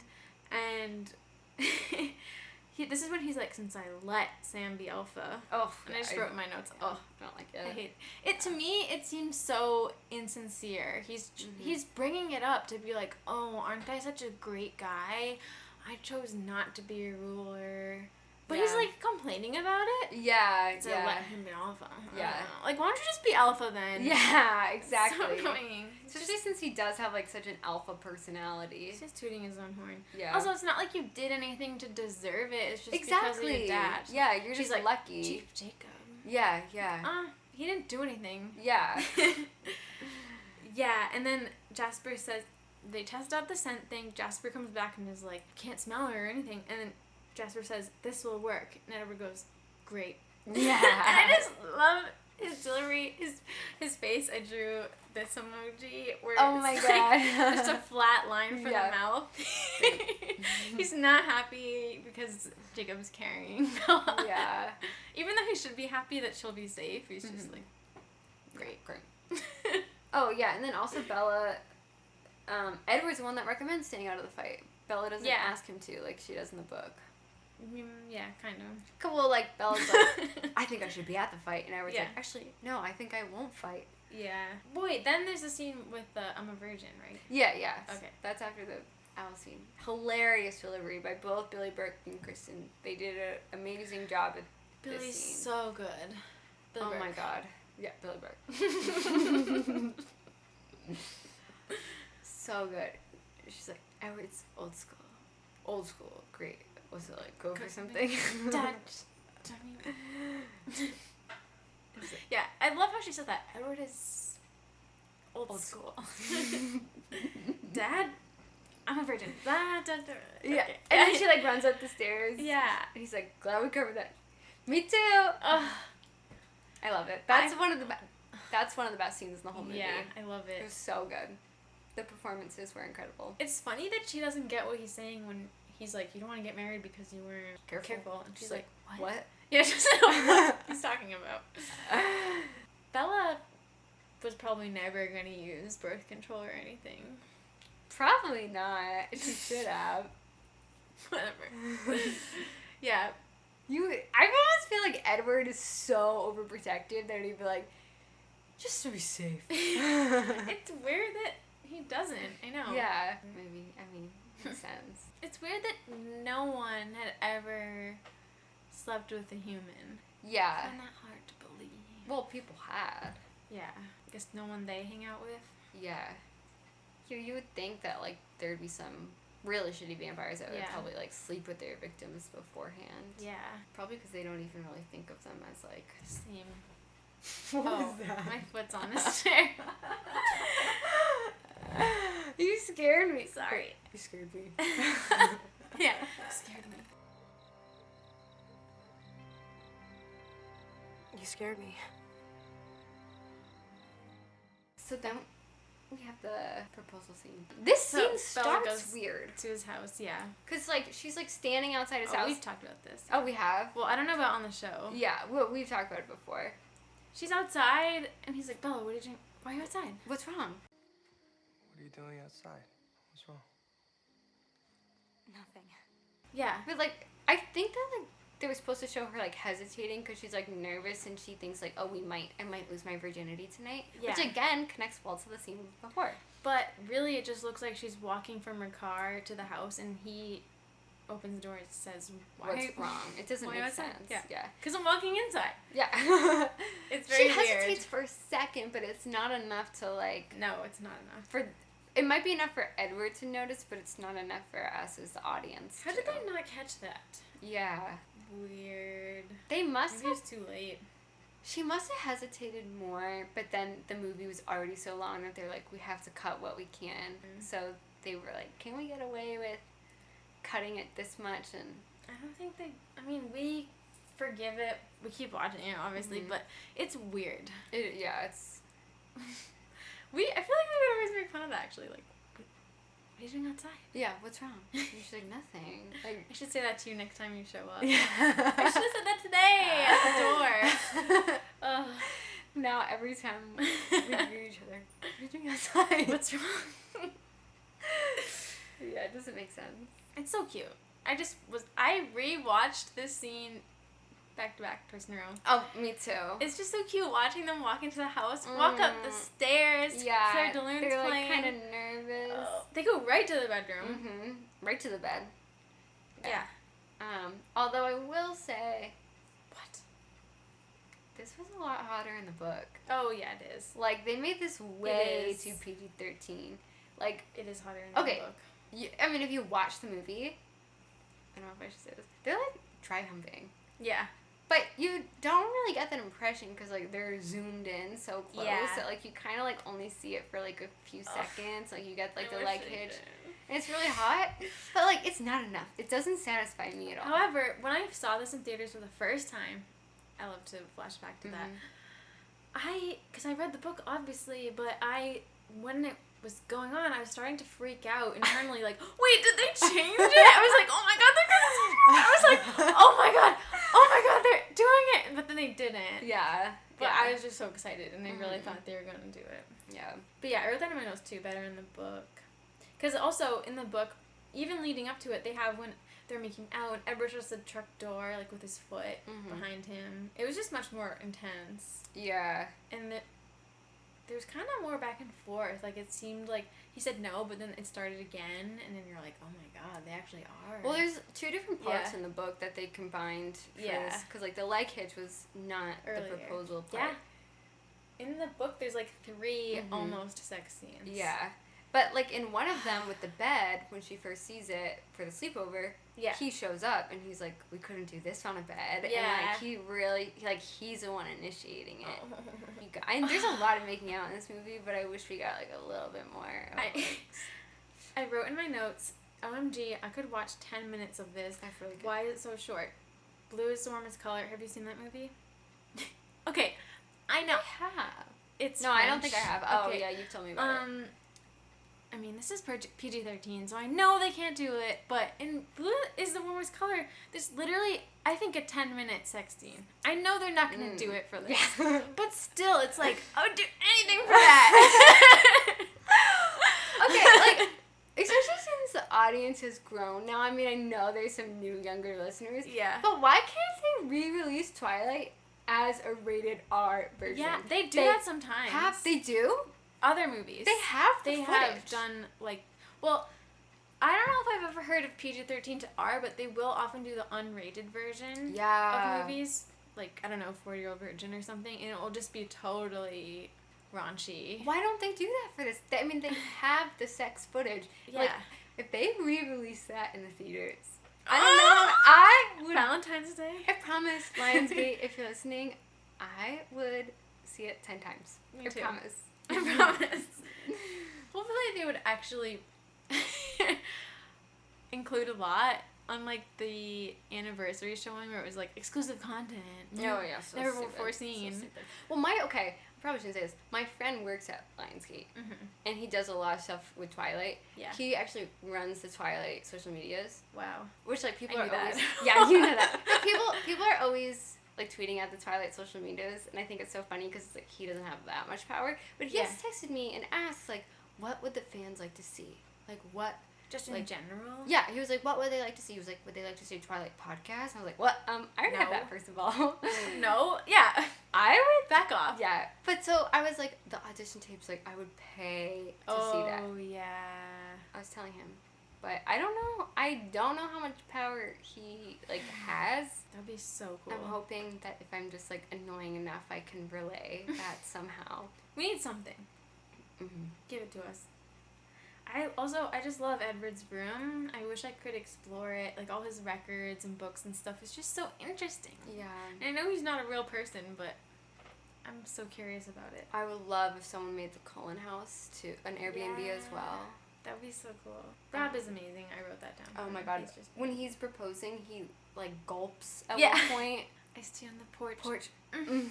I love the way he says that. He's, like, a little bit embarrassed-ish. Do you remember that time we just watched that on a loop over and over and over again? Yeah, we did. Just that line, right? Iced tea on the porch. Iced tea on the porch. One from a different era. Oh my gosh. And his smile after she says yes. It's so cute! Was I trying to do that at, like, the bar the other night? Oh, yeah. He's so beautiful. Oh, it's so cute. I die. I die. I had to watch it immediately. His performance. Rob, if you're listening, like, you hit it out of the park. Yeah. Like, in every single one, really, yes. I'm blown away. Me too. All the little subtleties. Yeah. Because Edward's for the most part, a composed person, so you're not going to have someone who's, like, loud and all over the place, so you might not notice it, but he's really transformed himself. Yeah. We have a scene with Riley and Victoria making out. Is this an extended scene? No. That's in the movie. Yeah. It is. Yeah, there's a lot of making I feel like out. that could have been cut. It's weird. The making out part could have been cut.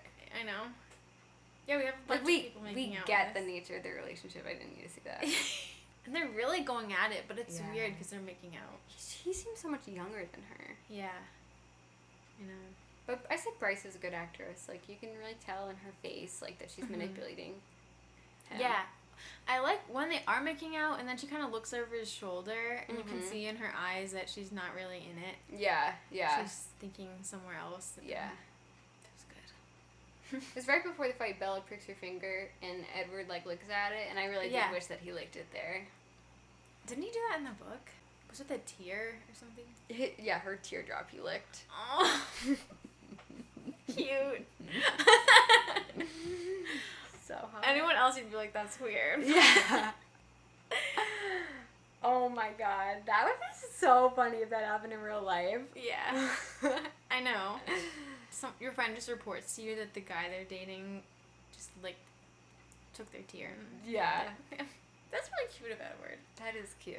Edward asks Bella if she's having second thoughts because she's not wearing her ring. She's just afraid to show Jacob. I forget when this was, but she tells Jacob I think he asks how she is or something, and she's like, bunch of vampires trying to kill me, and Jacob says, same old, same old.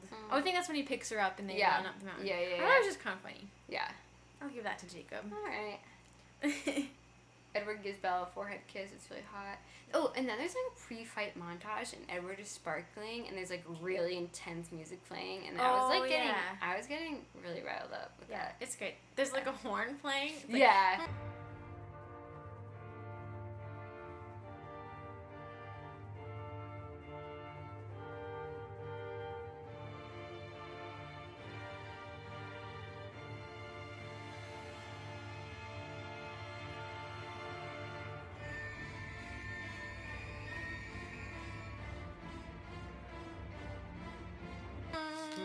Yeah. It's like they're on a mountain. Yeah. Yeah. I like that. That was intense. Yeah. Oh, and then the vampires are walking out of the water. That's we iconic. used to act that out in the pool, rising out of the water slowly. Their eyes open. That must be hard to do. Guys, if you're ever at the beach or in a pool, just try it out. It's fun to do. It's so much fun. Yeah. And act out the part when Bella jumps in and then her head. backs up away from Victoria. Have your friend be Victoria. It's really fun. Yeah, yeah. Or someone could be Edward, too. Yeah, oh yeah. Someone could be Jacob, too. Yeah, yeah. You can have 4 friends. No, 3 friends. Act it out. Yeah. It's a great time. They're in the tent. Are you ready for this? Yes. I thought it was funny that the tent is blowing in the wind, and I was wondering if when they were filming this, if a person was like doing that, shaking it on the outside. Yeah. I wonder. Maybe. Or maybe there was a fan. Yeah, maybe. It's blowing quite a lot. I don't even know if a fan could do that. Yeah, I don't know. Oh, that's something I wanted to say about this movie. I don't think I had a general place to say it, but like you can just tell they're on a soundstage for so much of this, and I think it takes away from the movie so much. We're not there yet, but the next day or next morning when they step outside and it's snowy, you can tell. You can it's tell. A set. It's so obvious. I hate it. Yeah, it's really obvious. I really don't like it. There's like not much room for them to move around at all. It's been proven. Just you can see with your eyes, shooting on location is always better. Like, it is more expensive, it is harder, but you can just tell when something isn't real. Yeah. I don't care how good they get at CGI and green screens. It just doesn't look real. Yeah. Snow didn't look real. No, it didn't look real. Like the snow blowing in the wind didn't look real. The sky didn't look real. At one point, I mean, we're from Boston. At one point, Edward has, I guess, snow all over him, and it's like white. It doesn't look like that. No, it doesn't. No. Yeah. You don't just have like, it looks like white spray paint is on him or something. Yeah. That's not what it looks like when snow's on you. It's too fluffy and like... Too thin too, though. Yeah. They should have gone to film it in Iceland. Yeah. When she's like running up the hill chasing Jacob after he overhears that they're engaged, it looks so fake. Yeah. Loses a point for that. But in the tent, yeah, Edward is so helpless. He's like, what can I do? Yeah. It's so sad. I feel so sad for him. We have Jacob in the sleeping bag with Bella to warm her up. We have the "I'm hotter than you" line. Do you like that line? No. I don't like it either. I feel hypocritical because I like the like doesn't he own a shirt line. After all, I am hotter than you. Well, by this point, this is our second reference to his looks. His looks, yeah. I guess it's okay. I don't hate it with a fury. It's not as bad as like the Volturi scene or anything, but yeah. It feels too like pandering to the audience. Yeah. Why is Bella not dressed warmer though? I don't know. She wears like a windbreaker. She wears nothing, yeah. I know. You would think that Alice would have seen that it's going to be really cold. I think they do know that a storm is coming. Yeah. Like they should have brought the jacket from Twilight. Dude, I could dress way warmer. Oh my gosh, yeah. They should, there weren't many blankets, like they could have easily prepared. Why doesn't she have a puffy coat? Yeah. And like hood, a scarf? She doesn't have that. Yeah. You need a scarf and hat. I was wondering, mittens. I think this would like give them away, but don't you think the Coens would have had time to like build a little cabin with insulation? Maybe. Yeah, I bet. It seems like they're able to whip they stuff could probably out like do that in like an hour. Yeah. Like, Emmett, go build a cabin. Yeah. Yeah. They could have done that. I think it's funny in this scene. Everything Jacob says. I mean, I love this scene. I really do. I think it's very interesting. I love it in the book. I love it in the movie. I just like having Jacob and Edward talk to each other face to face, man to man. Yeah. But everything Jacob says, Edward's like, I know. I already have. Yeah. I know. Like, everything he's saying to Edward that, like, why don't you do this? Or, did you ever consider this? Yeah. Edward's like, yeah, I have considered it. I already did that. Yeah. That's so true. That's so true. It's like the most basic ideas. Jacob has like the basic understanding of like what's he's like, the have reality you ever thought of things. that you might not be best for her? I don't remember what he says exactly. Yeah. I already have considered that. Well, maybe if you leave, I already did leave.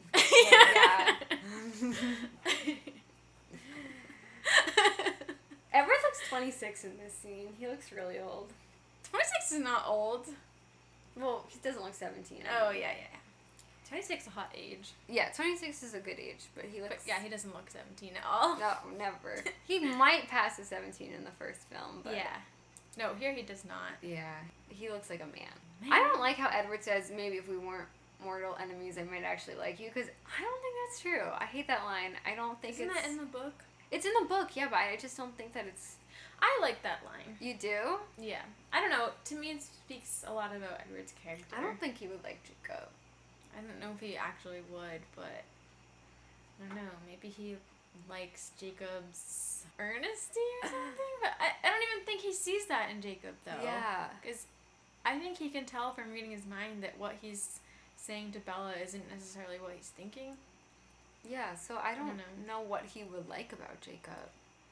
Maybe he thinks that Jacob, at the end of the day, does have a good heart. Yeah, I think that was the point. And maybe that he's, like, kind of funny or something.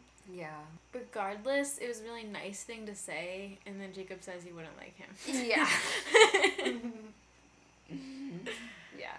Maybe if you weren't trying to suck the life out of the girl I love. No. Not even then. We don't have, this is in the book, we don't have the part where Edward throws Jacob across the tent.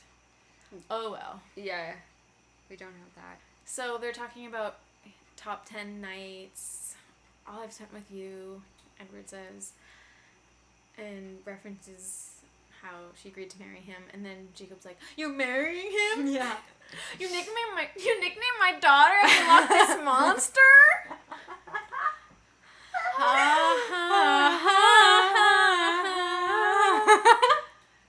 Named my daughter after the Loch Ness Monster?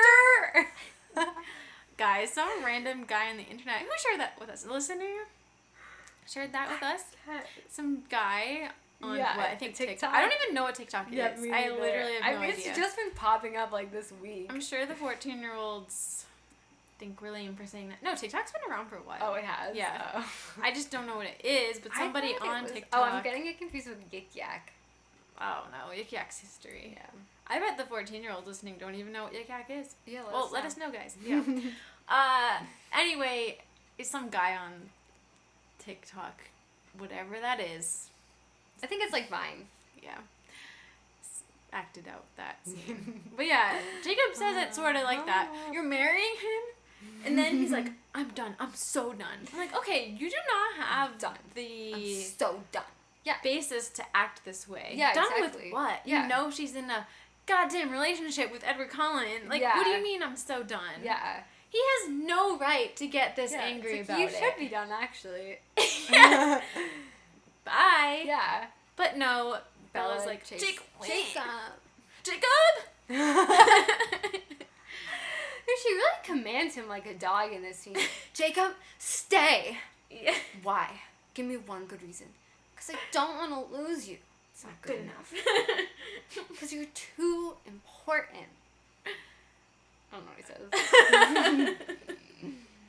Yeah, they make out. Oh. I don't feel anything. I really don't.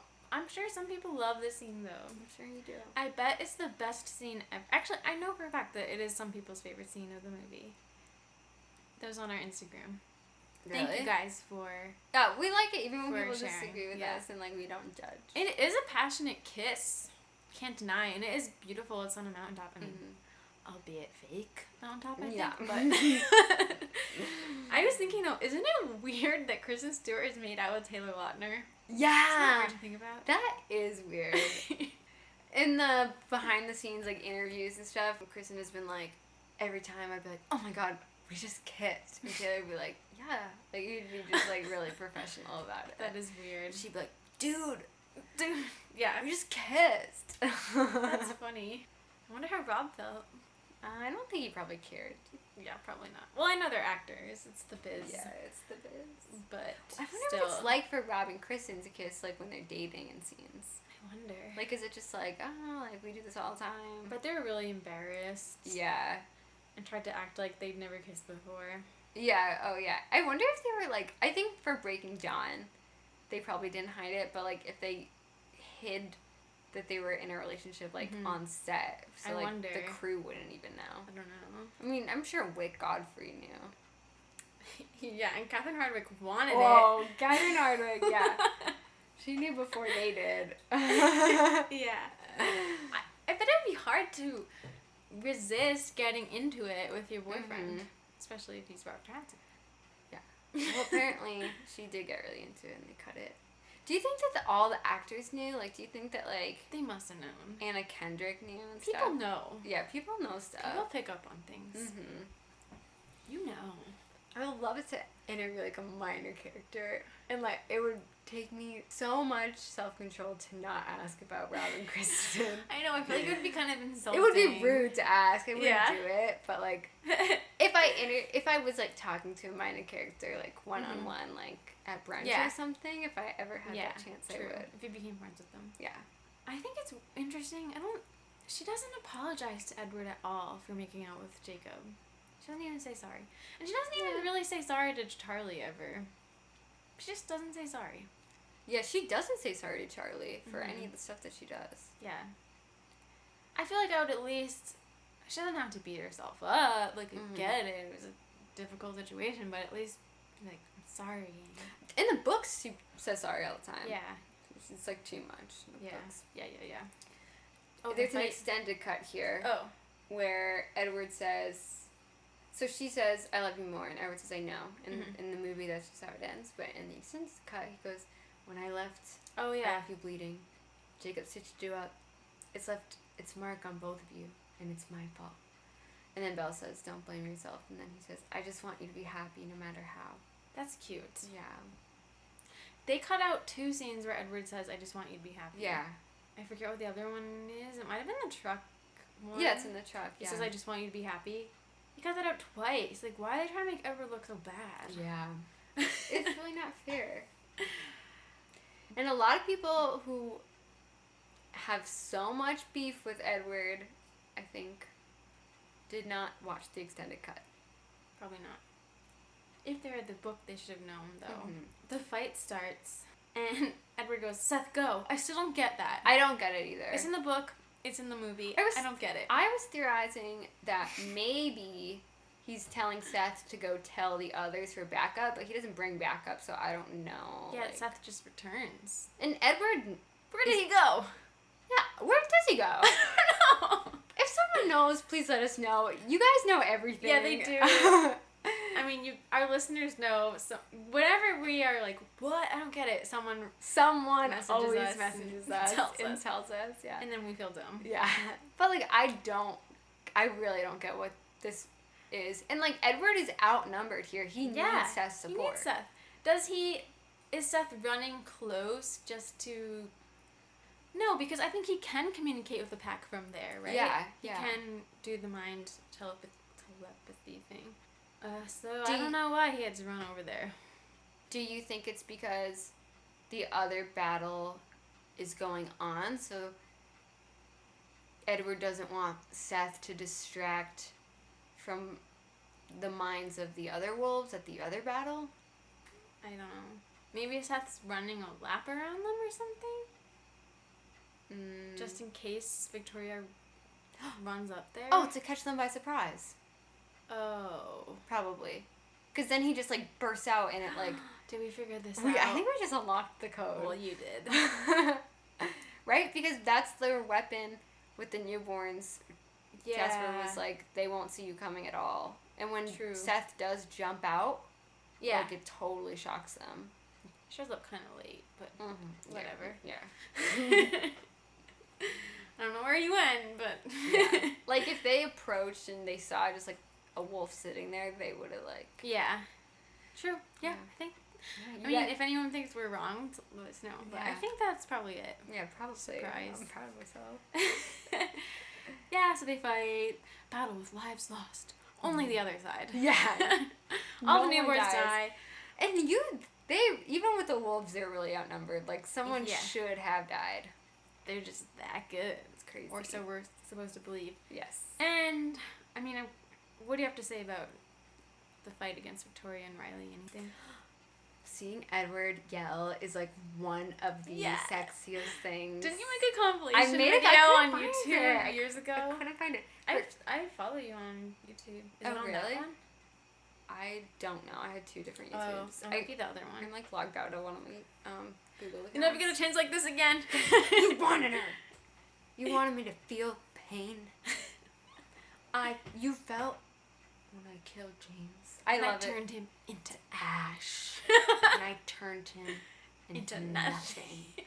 I love it. He doesn't go like that. So no, she does that. Oh. I love it so much. Like, that part It's hot. gets me. It gets you on a spiritual level. On a spiritual level. My whole body feels that scene. I love it so much. So it's pretty cool. Oh my god. But when they have Edward in a headlock, like, oh, that's scary. That's scary. I know. He starts to die. Yeah. They kind of hold him there for a few seconds before Bella, like, cuts herself. It's weird. Like, they actually really could have killed him in that one moment. Well, they don't, though. he kills Victoria and Seth kills. Seth kills Riley. Mm-hmm. Riley dies in a really sad way. The last thing he hears, basically, is that Victoria never loved him. She doesn't even try to save him. Yeah. Very sad. It is sad. I mean, yeah, he's, like, evil, but it's still sad. Yeah. I love, this is really specific, the way Edward stands up after killing Victoria. Oh, I know exactly what He's you mean. like on his knees. Yeah. And he lifts himself up slowly, and his expression, I don't know what his expression is. Yeah. I don't know why his mood was. He looks exhausted. Yeah. He looks kind of solemn. Yeah. Serious. And the noise he makes but right kind after. of peaceful, too. Right after he kills her, he's like, yeah. I love the way he stands up. Mm-hmm. He has a lighter on him. Yeah. Interesting. And he's lights a are on smoker. fire. He's a smoker. They could smoke if they wanted to. I mean, they're gonna live forever. Oh my god, there's a song that's called, like, If We Were Vampires, and it's like, if we were vampires, we'd go out and smoke on the porch. Who's it by? I actually forget their name, but I listen to it all the time. If We Were Vampires? It's called If We Were Vampires. It's like, if we were vampires, we'd go out and smoke. Yeah, I would smoke. Yeah. If I wasn't gonna die. Or get wrinkles. Totally. Well, do you think he brought the lighter because he thought maybe there's a chance they might get in a fight? I'm sure that's why he has it. Yeah. For candles.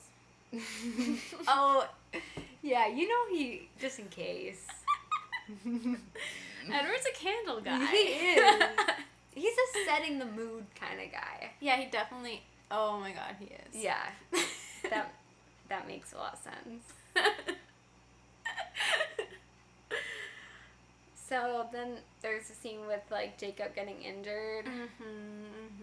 He's naked.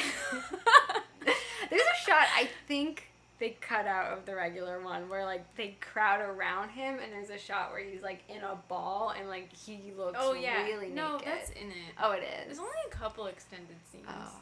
Sorry. Oh, like, am I seeing this for the first time? Like, No, you can tell that he's naked. Yeah, you can really tell. Yeah. It's kind of weird. Well, Wolves redressed really fast after the fight. Yeah. Leah comes out in a storm. She's like, Jacob, I had it! Yeah. Although and then they're so mean to Leah. Yeah, I like her short hair.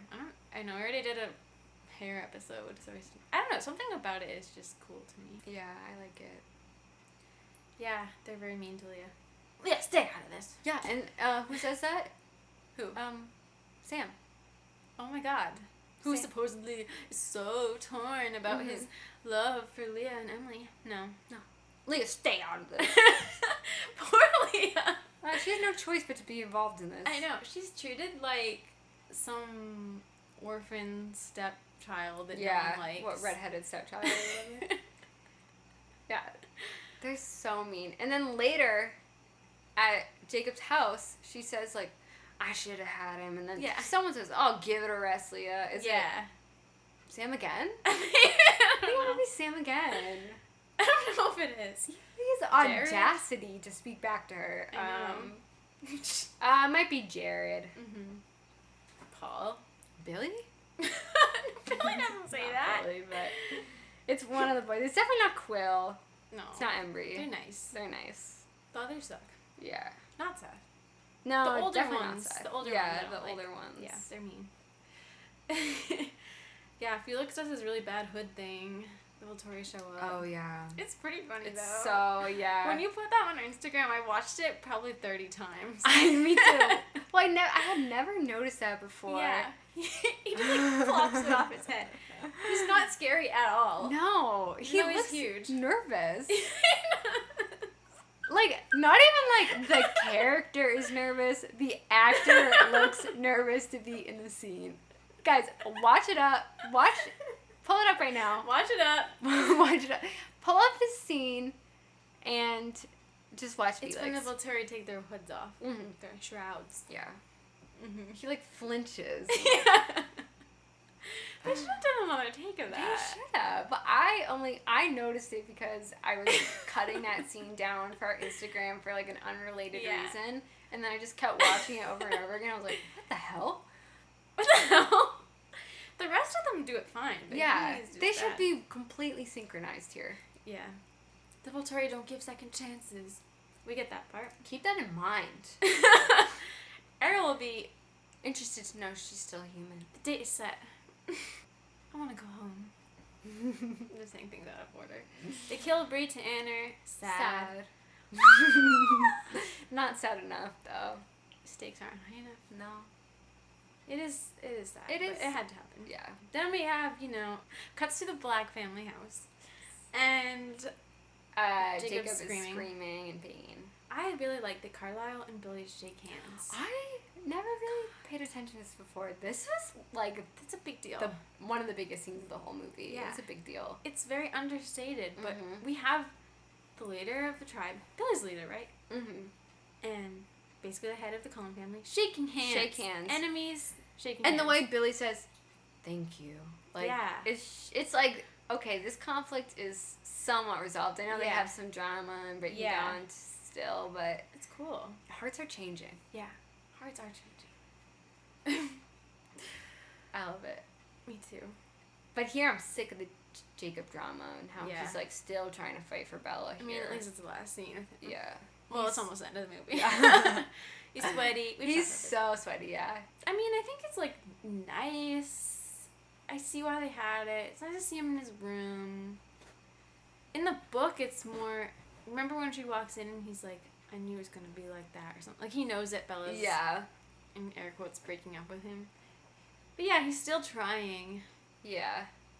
But he says the thing where she's like, until my heart stops beating. And he's like, maybe even then. So, like, it's sweet. It is. Yeah, he's changed his mind. He doesn't think she's better off dead now. Yeah. Still loves her. Mm-hmm. It is sweet. But it's really been Renesmee all along. You're right. Think of it. Me loving you, you loving him. What does Edward have to do with this? I mean, I guess creating Renesmee. Ew. Ew. I hate thinking of it like that. I hate that. Loving you, you loving him. No, she just loved Edward. There wasn't like a ulterior reason for it. Yeah.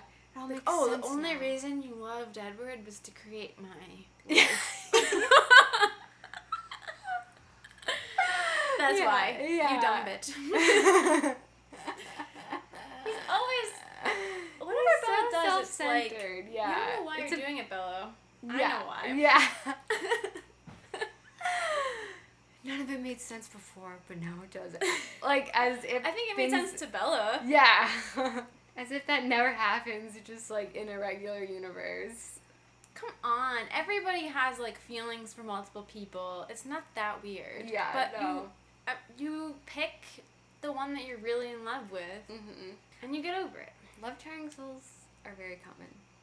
Very common in the South. Very common. They're very common. You can Google it. Yeah. Yeah. Oh, that's good. That's good. That'd be funny if they actually were very common in the South. I bet they are. Why would they be? I don't know. Something about it. Hardly been to the South. Then we have our final scene. It's cute. It's a really cute scene. Edward is so cute. I love how their outfits match the meadow. Yeah. It's not as good as the book. Oh, no. I wrote, why did they cut out Edward trying to have sex? I know. Like, that would... I mean, maybe... I can get maybe it's like... Oh, it was so great in the book, though. It was so beautiful. Oh, my gosh. It is already a long movie. I want you now. Oh, my God. Why did they cut that out? And then he lays back on the grass, and he's, like, frustrated, and he's like, why, Bella? Yeah, oh my gosh. Yeah, Edward is just, like, not horny enough in these movies. Yeah. Damn. I wrote, Kristen has the perfect nose. She could have does. written that whenever, but, like... She has... It's so frustrating. It's, like, literally the most perfect nose. I know. I would... If I had the money, I would get a nose job to look just like hers. She has the perfect nose. A lot of actresses have noses like that. I've noticed. Yeah, there's, like, nothing out of step. It's, like, completely symmetrical. It's beautiful. Mm-hmm. She's beautiful. She is really beautiful. Oh my god, that gift you shared. She looks so beautiful in Charlie's Angels. Oh my gosh. She's blonde the whole movie, right? Yeah. She looks really good blonde. It's scary how beautiful she looks. Yeah. It's not fair. It's actually, it doesn't matter. I'm not in competition with Kristen Stewart, but usually she dresses very down, doesn't really wear makeup, more tomboyish. Seeing her in Charlie's Angels all done up, like girly, is like, holy crap, she's too pretty. Yeah, she is too pretty, yeah. Yeah. It's really intimidating. And she's like too pretty, but she's also like too cool for school. It's so it's like, oh my god. I don't think I could function around her. Yeah. It's like intimidating on so many different levels. Yeah. I would like die to ever interview her though. Yeah. I actually think that like she would like us. Really? I don't know. Maybe. I think she would like some of our conversations about the series. Why wouldn't she like us? Yeah. She wouldn't like our Robson episodes probably. No. She wouldn't like the fact that I said she was empathetic. Yeah. You did critique her acting in this episode. She doesn't have time to listen to this podcast. No, let's be real. She doesn't. She doesn't want to think about this. No. I'm sure someone who knows her has listened to this podcast. And could be listening now. So if you know her, just I hope so. Casually bring it up at the next party together. Yeah. You know? Just I wonder. Casually bring it up and then follow up if she doesn't listen again. Word of mouth spreads. Mm-hmm. You know, someone could have listened who knows someone who knows Kristen, and it spreads that way. Kristen's mom could have listened. Yeah. Catherine Hart. No, if she listened, I would die. Catherine Hardwick. Yeah. Yeah, me too. I've inboxed her so many times she hasn't seen it. I just had a dream that like we met her and I asked if she would be on the podcast and she said no. No. It's sad. It is sad. I love when Edward says, "So it's not just about me," and the smile. Yeah, it's so cute. It's kind of weird though, because it's the opposite of what is said in the book. Mm-hmm. He's like, I was worried that you just wanted to be a vampire. Yeah. And she's like, no, I just want to be with you. Where in this, she's like, kind of saying, I just want to be a vampire. Yeah. So I don't love Bella's whole speech thing. I get they're trying to give Bella agency and be like, yeah, I know what I want, and control my life. My life isn't all about Edward. I get what they're doing here. Mm-hmm. And the whole movie was about choices and stuff, but when you strip it down, it's like, wait, you just want to be a vampire? Yeah. Yeah, true. Which makes it even a worse reason, I think, to leave your family and stuff. Mm-hmm. I don't know. Like, people make sacrifices for love all the time. Yeah. People do leave their family for love all the time. Yeah. Not all the time, but sometimes. Yeah. They move to other countries or just other parts of the country. Yeah. It happens. But it feels like the right decision to make. Anyway, that's the movie. Woo! I wrote in my notes, wow, that was fast. It wasn't fast for me. It took me 2 days to watch this. It felt really fast to me. I only replayed the My Love bedroom scene. That's the only part I replayed. I replayed most scenes. I was keeping a list at first, but then there was too many. But the list I started keeping was the first meadow scene. I replayed multiple times. Oh my god. Emmett growling at the wolves. I replayed. The kiss in front of Jacob by the car. I watched many times. Jasper and Alice practice fighting each other. I watched. And Charlie's. I thought about rewatching that. Yeah, it was so cute. And Charlie's sex talk. I watched. Rewatched. And I rewatched the proposal scene many times. So I thought real quickly we could say our favorite things about the movie and our least favorite things. Sure. In summary. My favorite scene, my favorite part is the proposal and bedroom scene. I just love it. Mm-hmm. Gets me every time. Yeah. Even though it's not quite as great as the book, just love it. So that's gotta be my favorite part. I don't know if I have a favorite scene. It's probably the proposal, but I also like Edward yelling. Oh yeah.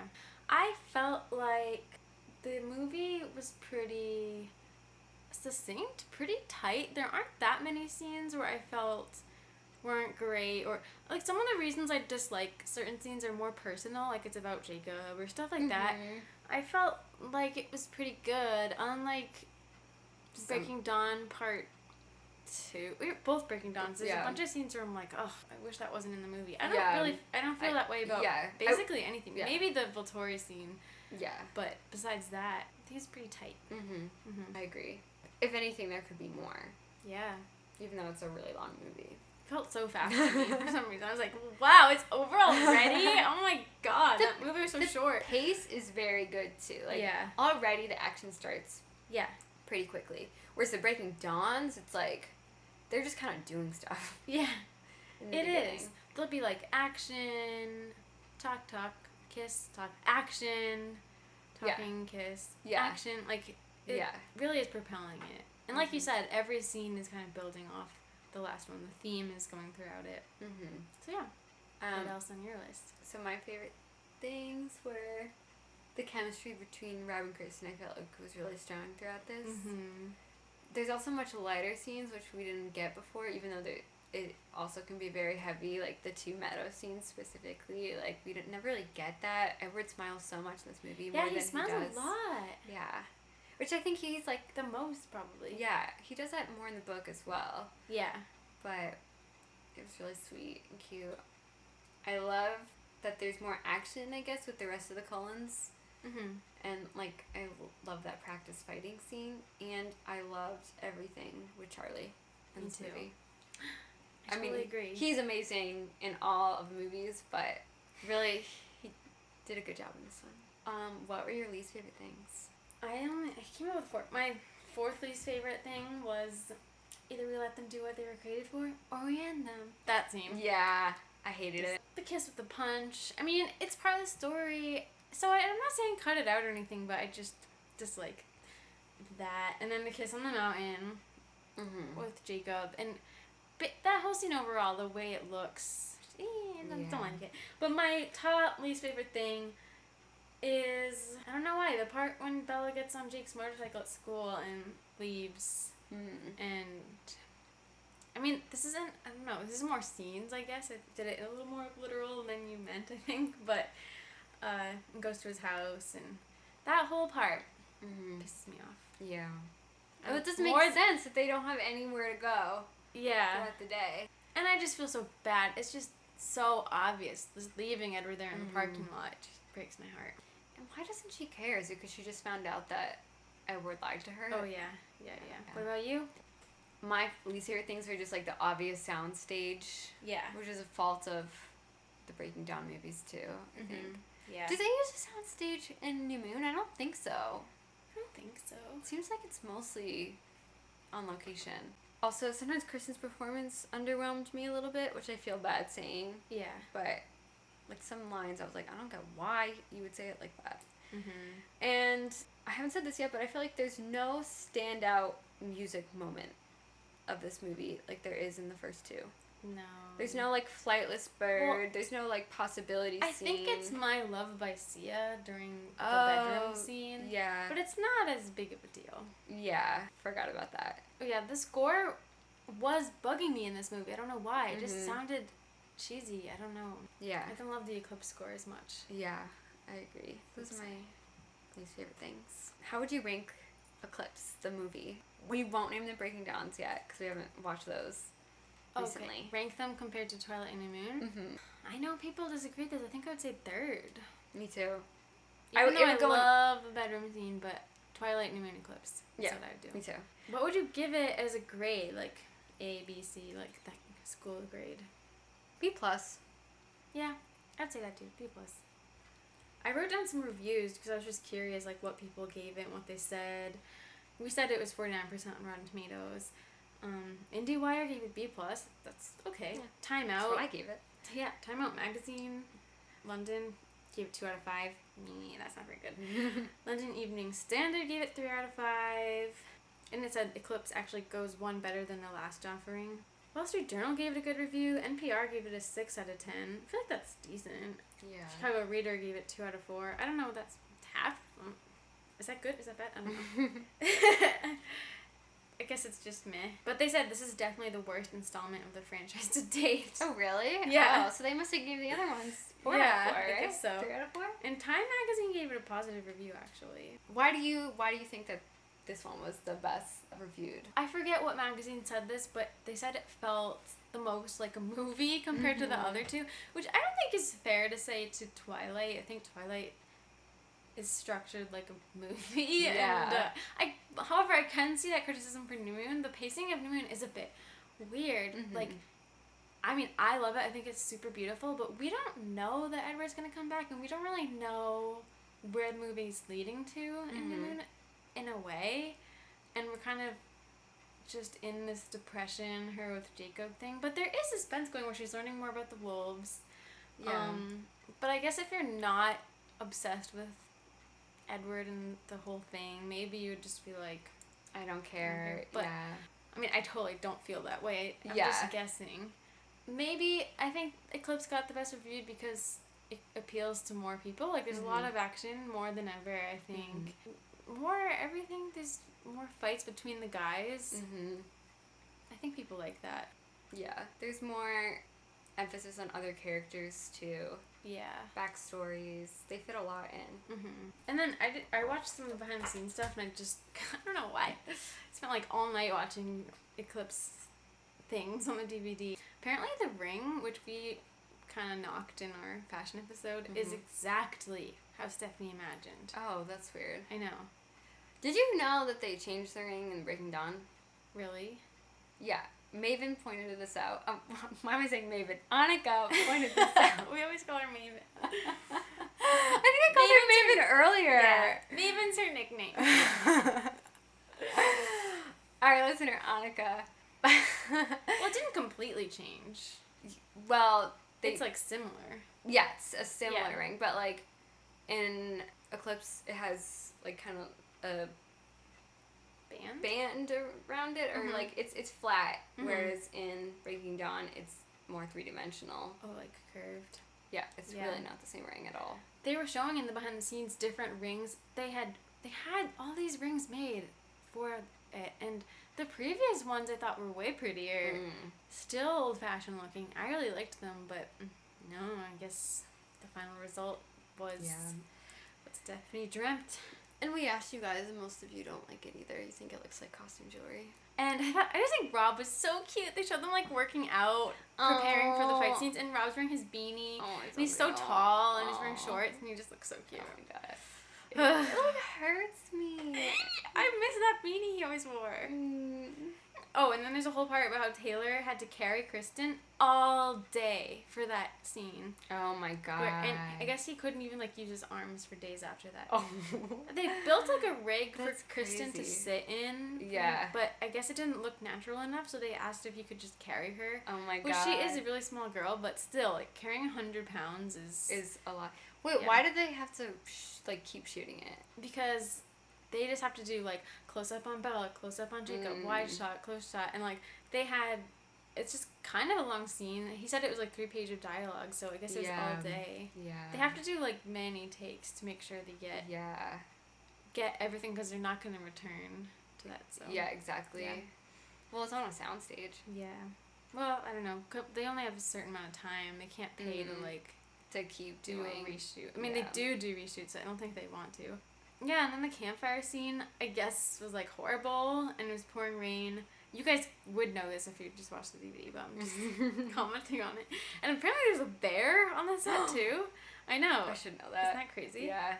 I love in the commentary when Christian's like, I got a bit of the ash in my contact lens. Oh no. Yeah, and I guess they were shooting that till like 3 a.m. It sounded miserable. Oh, I noticed. This is me just creeping. The fight against Victoria on the mountain. Rob has just like killed Bryce Dallas Howard, and Bella, Kristen Stewart, is kind of far away because she just did the rock thing, and she's not right next to him. But when they do cut, Rob and Kristen just turn and look at each other. Isn't that so cute? Oh my god, so like, cute. they weren't even standing near each other. They just turn and look at each other? Yeah. What do they do, like smile? Yeah. Oh my god, I have to watch They just this. like look at each other. I mean, it's really a short little thing, but I just oh my god, that's cute. I've been thinking I really want them to get back together. I thought you said that would never happen. I know I said like no, and I said I don't even care. I do care. I want them to get back together too. Yeah. I'm ready for it. You could just, in this behind the scenes stuff, it would show them, like, talking and laughing together. They just looked so effing cute. It was killing me. Do you guys see that Kristen has a new girlfriend? Yeah. Yeah. Well, how do I know it's girlfriend? Well, yeah, it could just be a make-out. Yeah. Just a thing. Just a thing. Her and Stella broke up again. Peace do. Yeah. I really think, like... She's had a lot of lovers. I think it could be possible that her and Rob will get back together. Because they're both entering back into the mainstream. They're going to be at an award show, maybe together. Maybe. They're going to cross paths. Celebrities, Suki Waterhouse. They can't avoid each other. When was the last time they were photographed? His birthday, I think, in May. That's a long time ago. I actually do not know that for sure. Maybe, you know what? Suki's amazing, but maybe he's like, this is too perfect. I miss Suki Kristen. seems like the most perfect person ever. I've, like, watched videos. She actually seems like she would belong with Rob because they're both, like, beautiful, but they're also both really goofy, and they're both English. I thought it was funny. Bryce Dallas Howard was, like, talking to the camera about the scene and everything, and she's like, and I just had Robert Pattinson's lips on my neck, and then she goes, anyway, I'm married. It was cute, though. She seems cool. The MTV Movie Awards when they win, like, Best Fight or something, and he's like, sorry I ripped your head off. And now you're pregnant. Rob! Oh my gosh, so I get emails to my computer of Twilight Google alerts. Yeah. And I don't know if you saw this, but I think it was The Cut. Ugh, The Cut is always having, like, hot takes. And I'm kind of sick of that magazine or whatever it is, but... They had some article about how, I didn't even remember this, apparently when Rob was being interviewed for Water for Elephants. Is this true? I don't know. On TV, someone asked, like, his first memory of the circus or something. Yeah. The movie's about the circus. And he said, like, the first time he went to... First time he went to the circus... What? A clown! A clown died. What? And the interviewer was like, what? He's like, yeah, you really did. I was really disturbed. He says that the car exploded. That can't be true. Well, okay, so then a bunch of outlets were like reporting, oh, Rob saw the clown die when he was a child. He was asked about it again. And he was like, no, and he said that never happened. And he said he made it up. And the person that wrote the article was basically implying Rob's, like, a psycho or something, because who would make that up? Oh my god. Like, who would say that? Like, oh, a clown died. But that's just Rob. He's weird like that. Rob lies all the time in interviews. I've, like, seen interviews he's given where he says something totally wacky, and, like, the interviewer responds, like, I don't know, Ellen or someone, and they're like, what? And, like, the audience is, like, going crazy, and it's so funny. But then, like, because I have seen so many interviews with him, I know from other interviews that, like, that story is completely contradicted, or, like, I know the truth of it. He's just lying. Yeah. He loves to get a reaction. Kristen has even said that. He loves to get a reaction. Yeah. And I think he just doesn't know, I suspect he just doesn't know what to say, and is almost embarrassed to answer seriously. Yeah. So he has fun with it. Up. Yeah. He's so cute. Clown died. The article was like, it was funny, but they also were heavily implying that Rob is like a psychopath. Oh my god. Which I don't think he is. No. Leave Rob alone. That's so funny. I've never been to a circus. I have. It's kind of cool. Oh, actually I have, but like not to like a real circus. Trapeze type circus. Yeah, it's pretty incredible, like, seeing people do stuff like that. They really risk their lives. Yeah. So it's actually not improbable that a clown would die. Yeah. Very weird to make up. Oh, Rob. Should we talk about Angel's voice recording? Yeah. Last episode, we did an episode on Taylor Lautner. You guys should check it out if you haven't seen it. And we talked about how he's really objectified a lot in the media. And one of our favorite listeners, friend of the podcast, Angel, sent a voice recording talking about that. And we wanted to share it with you guys. Here it is. Hey there, Kelly and Melissa, and also another bite of Twilight listeners as a whole. I was just listening to the Taylor Lautner episode and the conversation surrounding his objectification in interviews and everything really got me thinking about a conversation I had just had with my family.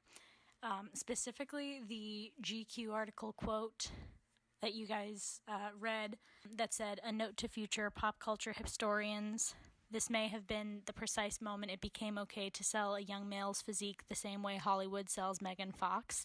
It literally was so funny because my family and I were just talking about the picture of Jason Momoa at the beach with his family that everyone was commenting on, saying that he had a dad bod now, which is partially hilarious and partially horrible because there's no way that that is a dad bod. And I mean, Jason Momoa made a joke about it afterwards on Twitter, so clearly he wasn't like really bothered by it, but still, like, the amount of working out and heavy dieting it takes to get the super defined, shredded, muscly body that we see in movies and on magazines is ridiculous. No one is going to keep that up all the time if they don't have to. And the fact that anyone expects that actors will look like that all the time is so damaging. And it's not just men. It happens with women all the time. Women are constant, and it's definitely gotten better over the last few years, and that's amazing. But I remember when Anne Hathaway was doing Dark Knight Rises and Les Mis, she had interviewers asking her about her diet and how she fit into the catsuit and how she had gotten so small for Les Mis. And, like, I remember there was one interview in particular for Les Mis where, like, they were asking her what her diet was, and she basically, like, refused to tell them, and she was looking at them like they were crazy because she was like, I was supposed to look like I was dying. Like, no one should look like that. No one should do what I did. It's not healthy. You know, it was for a role.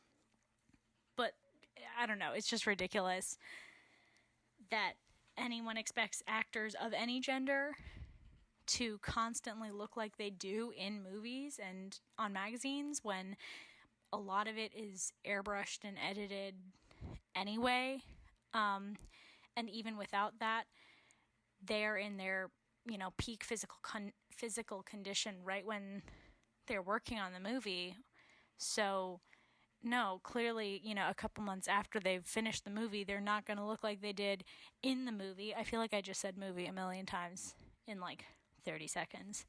But anyway, so my family was talking about all of that sort of thing, and I brought up Taylor Lautner, and they laughed at me. But I said that it was the first time that I remember feeling as uncomfortable for a male actor as for female actors. And, like, even how in the last 2 movies he wasn't shirtless as much, I feel like it just really says a lot about how hard and awkward and just horrible it must have been for him and how bad he must have felt. Also, the fact that he was the highest paid teen actor and, like, on multiple, like, sexiest men alive types of lists, you know, like Summer Bodies and Most Amazing Bodies lists at the same time is really disturbing. Like, in 2010, he was on multiple of those lists, and he was the highest paid teen actor, and he had just turned 18 or was, like, not yet 18. I don't remember. That's so disturbing. But anyway, yeah. Also, side note, I just listened to Anna Kendrick narrating the audiobook version of her memoir, Scrappy Little Nobody. It's great. I love her. I highly recommend it. Okay, love you. Let's see if I actually send this in, because I'm sure it's all over the place. Whoa! Thank you for sending your thoughts in, Angel. That was so cool! Guys, you should send us your voice recordings more because we love it so much. No, I remember when the Anne Hathaway interviewer asked her that, and, like, everyone was talking about she refused to answer. I almost feel like they were, like, judging her for, like, refusing to answer in a way. Yeah. But, like, that reminded me of how in The Devil Wears Prada, there's so many jokes about how she's a size 6. Yeah. And, like, I get that that's, like, maybe a satire of what it's like in the fashion world, realistically. Yeah.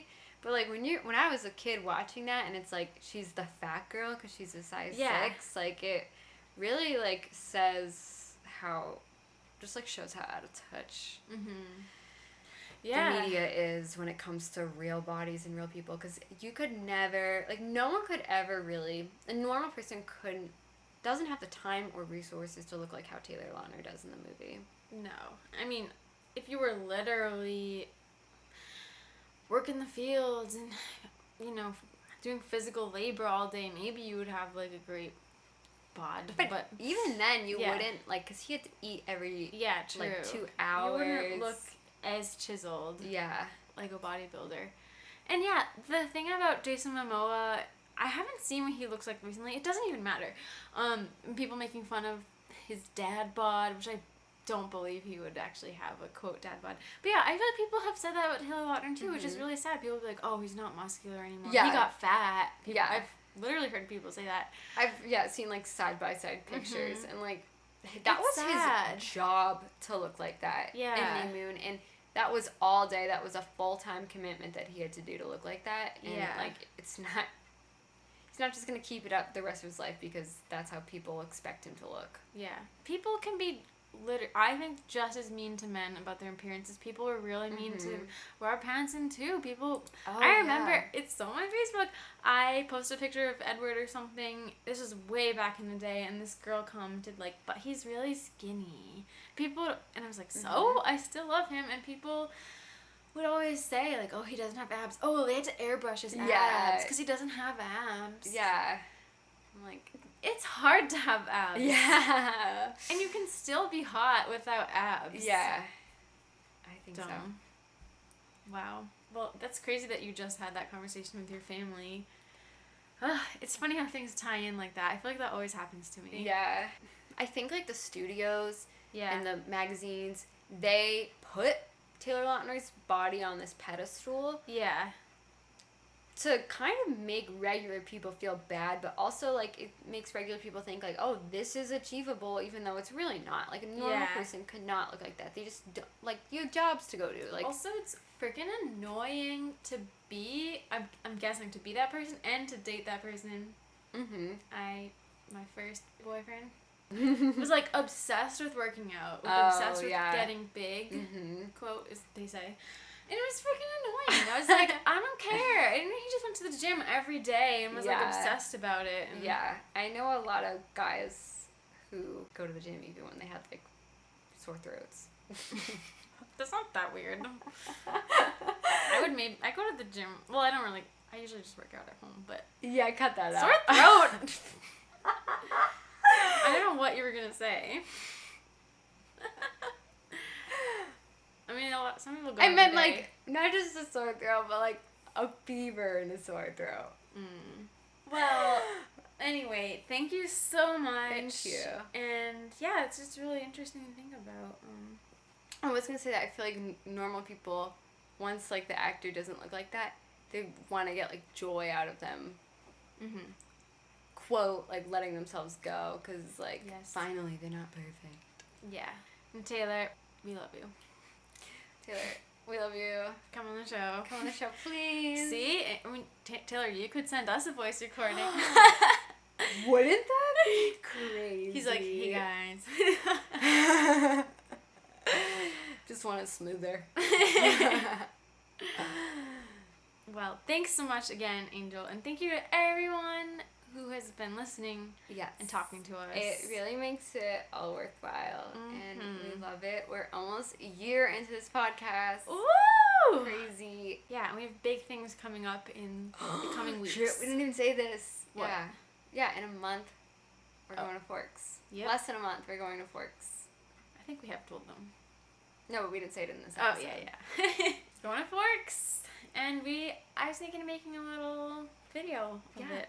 Yeah, a little if you're vlog. interested in that. If you're not, that's okay. Yeah. I'll make it for myself. Yeah. And maybe people have asked if we could do a live video. Maybe. I'm scared no one would watch. Yeah, live stuff is intimidating. Because Yeah. what if no one watches? Yeah. What if one person's watching and then they stop? Oh, wait. One time I was, like, on Facebook and I, like, just, like, smoked a little, like, joint. And It's legal here. Yeah, it's legal here. And I was watching this guy who I always thought was really cute in college. He had a live story. What? And I was watching it. Oh my god. For, like, 10 minutes. And then I realized I was the only person watching it. What was he doing? I don't even know. What like, was he doing? I think he might have been, like, playing guitar. No, he was, like, definitely saying stuff. Like, We were, like, basically Skyping him. yeah. And, like, he was, like, talking, like, directly to, like, the people watching, but it was only me. Remember when you and I watched this girl? We were the only ones watching it. Yeah. And she was just in her bed doing random crap. Yeah, like, literally, like... We were the only ones. Yeah. And like, did we even know who she was, really? Yeah, I went to high school with her. Well, It's awkward. I've, Yeah. like, done that, too, where it's, like, I see someone start a live video and I, like, click on it, like, real quick because I'm curious, and then they see your name there. It'd be different if, like, yeah. you didn't know who was watching. So I don't even like to watch live videos, so I'm nervous about doing one, but... We could try it. I mean, there's definitely a difference between this and my personal one. Yeah. Oh my god, Yeah. my personal one would be a God. disaster. Yeah, if you see somebody like Lana Del Rey, have you ever seen when people like that do live? It's Suki insane. Waterhouse does it. They have so many comments and stuff. It's Yeah. going by really fast. Yeah. It's Suki weird. will do, like, a 5-second live video of her just, like, staring at her phone. It's very interesting. We'll try it. We could do it now. Just kidding. I look like crap right now. We'll do it maybe, like, when we're in Forks or something. Yeah. Just to, like, share it with you guys. And if you're going to Forks, maybe Yeah. we'll meet you there. Yeah. Well, should we sign off? Yes. It's 11:11 right now. Oh my god. Oh my god. Thank you guys so much for listening. Thank you. We'll be back very soon. Very soon. Very common as well. Do we know what our next episode is on? Soundtrack? Okay. Our next episode, I think, is gonna be the soundtrack, Eclipse soundtrack. Yep. We're gonna pretend we work for Rolling Stone or Pitchfork. Yeah, so if you're listening now and it hasn't aired yet, you can tell us what you think of the soundtrack. Is there a song that you love? A song that you hate? A song that's always stuck in your head? What do you think? What do you think? Yeah. How would you grade the soundtrack? How does it compare to the other ones? Do you still listen to it? Did you buy it? Did you pirate it? Did you learn a song on the guitar? Send us a recording. Let us know. Let us know. Love you guys. Love you guys. Gotta Bye. play to catch. Gotta play and catch. Love you both. But we gotta play and catch. Gotta play to catch. Bye. Bye. You can contact us at anotherbiteoftwilight@gmail.com or find us on Twitter, Tumblr, and Instagram at anotherbiteoftwilight. The music is by Traces. See you next time.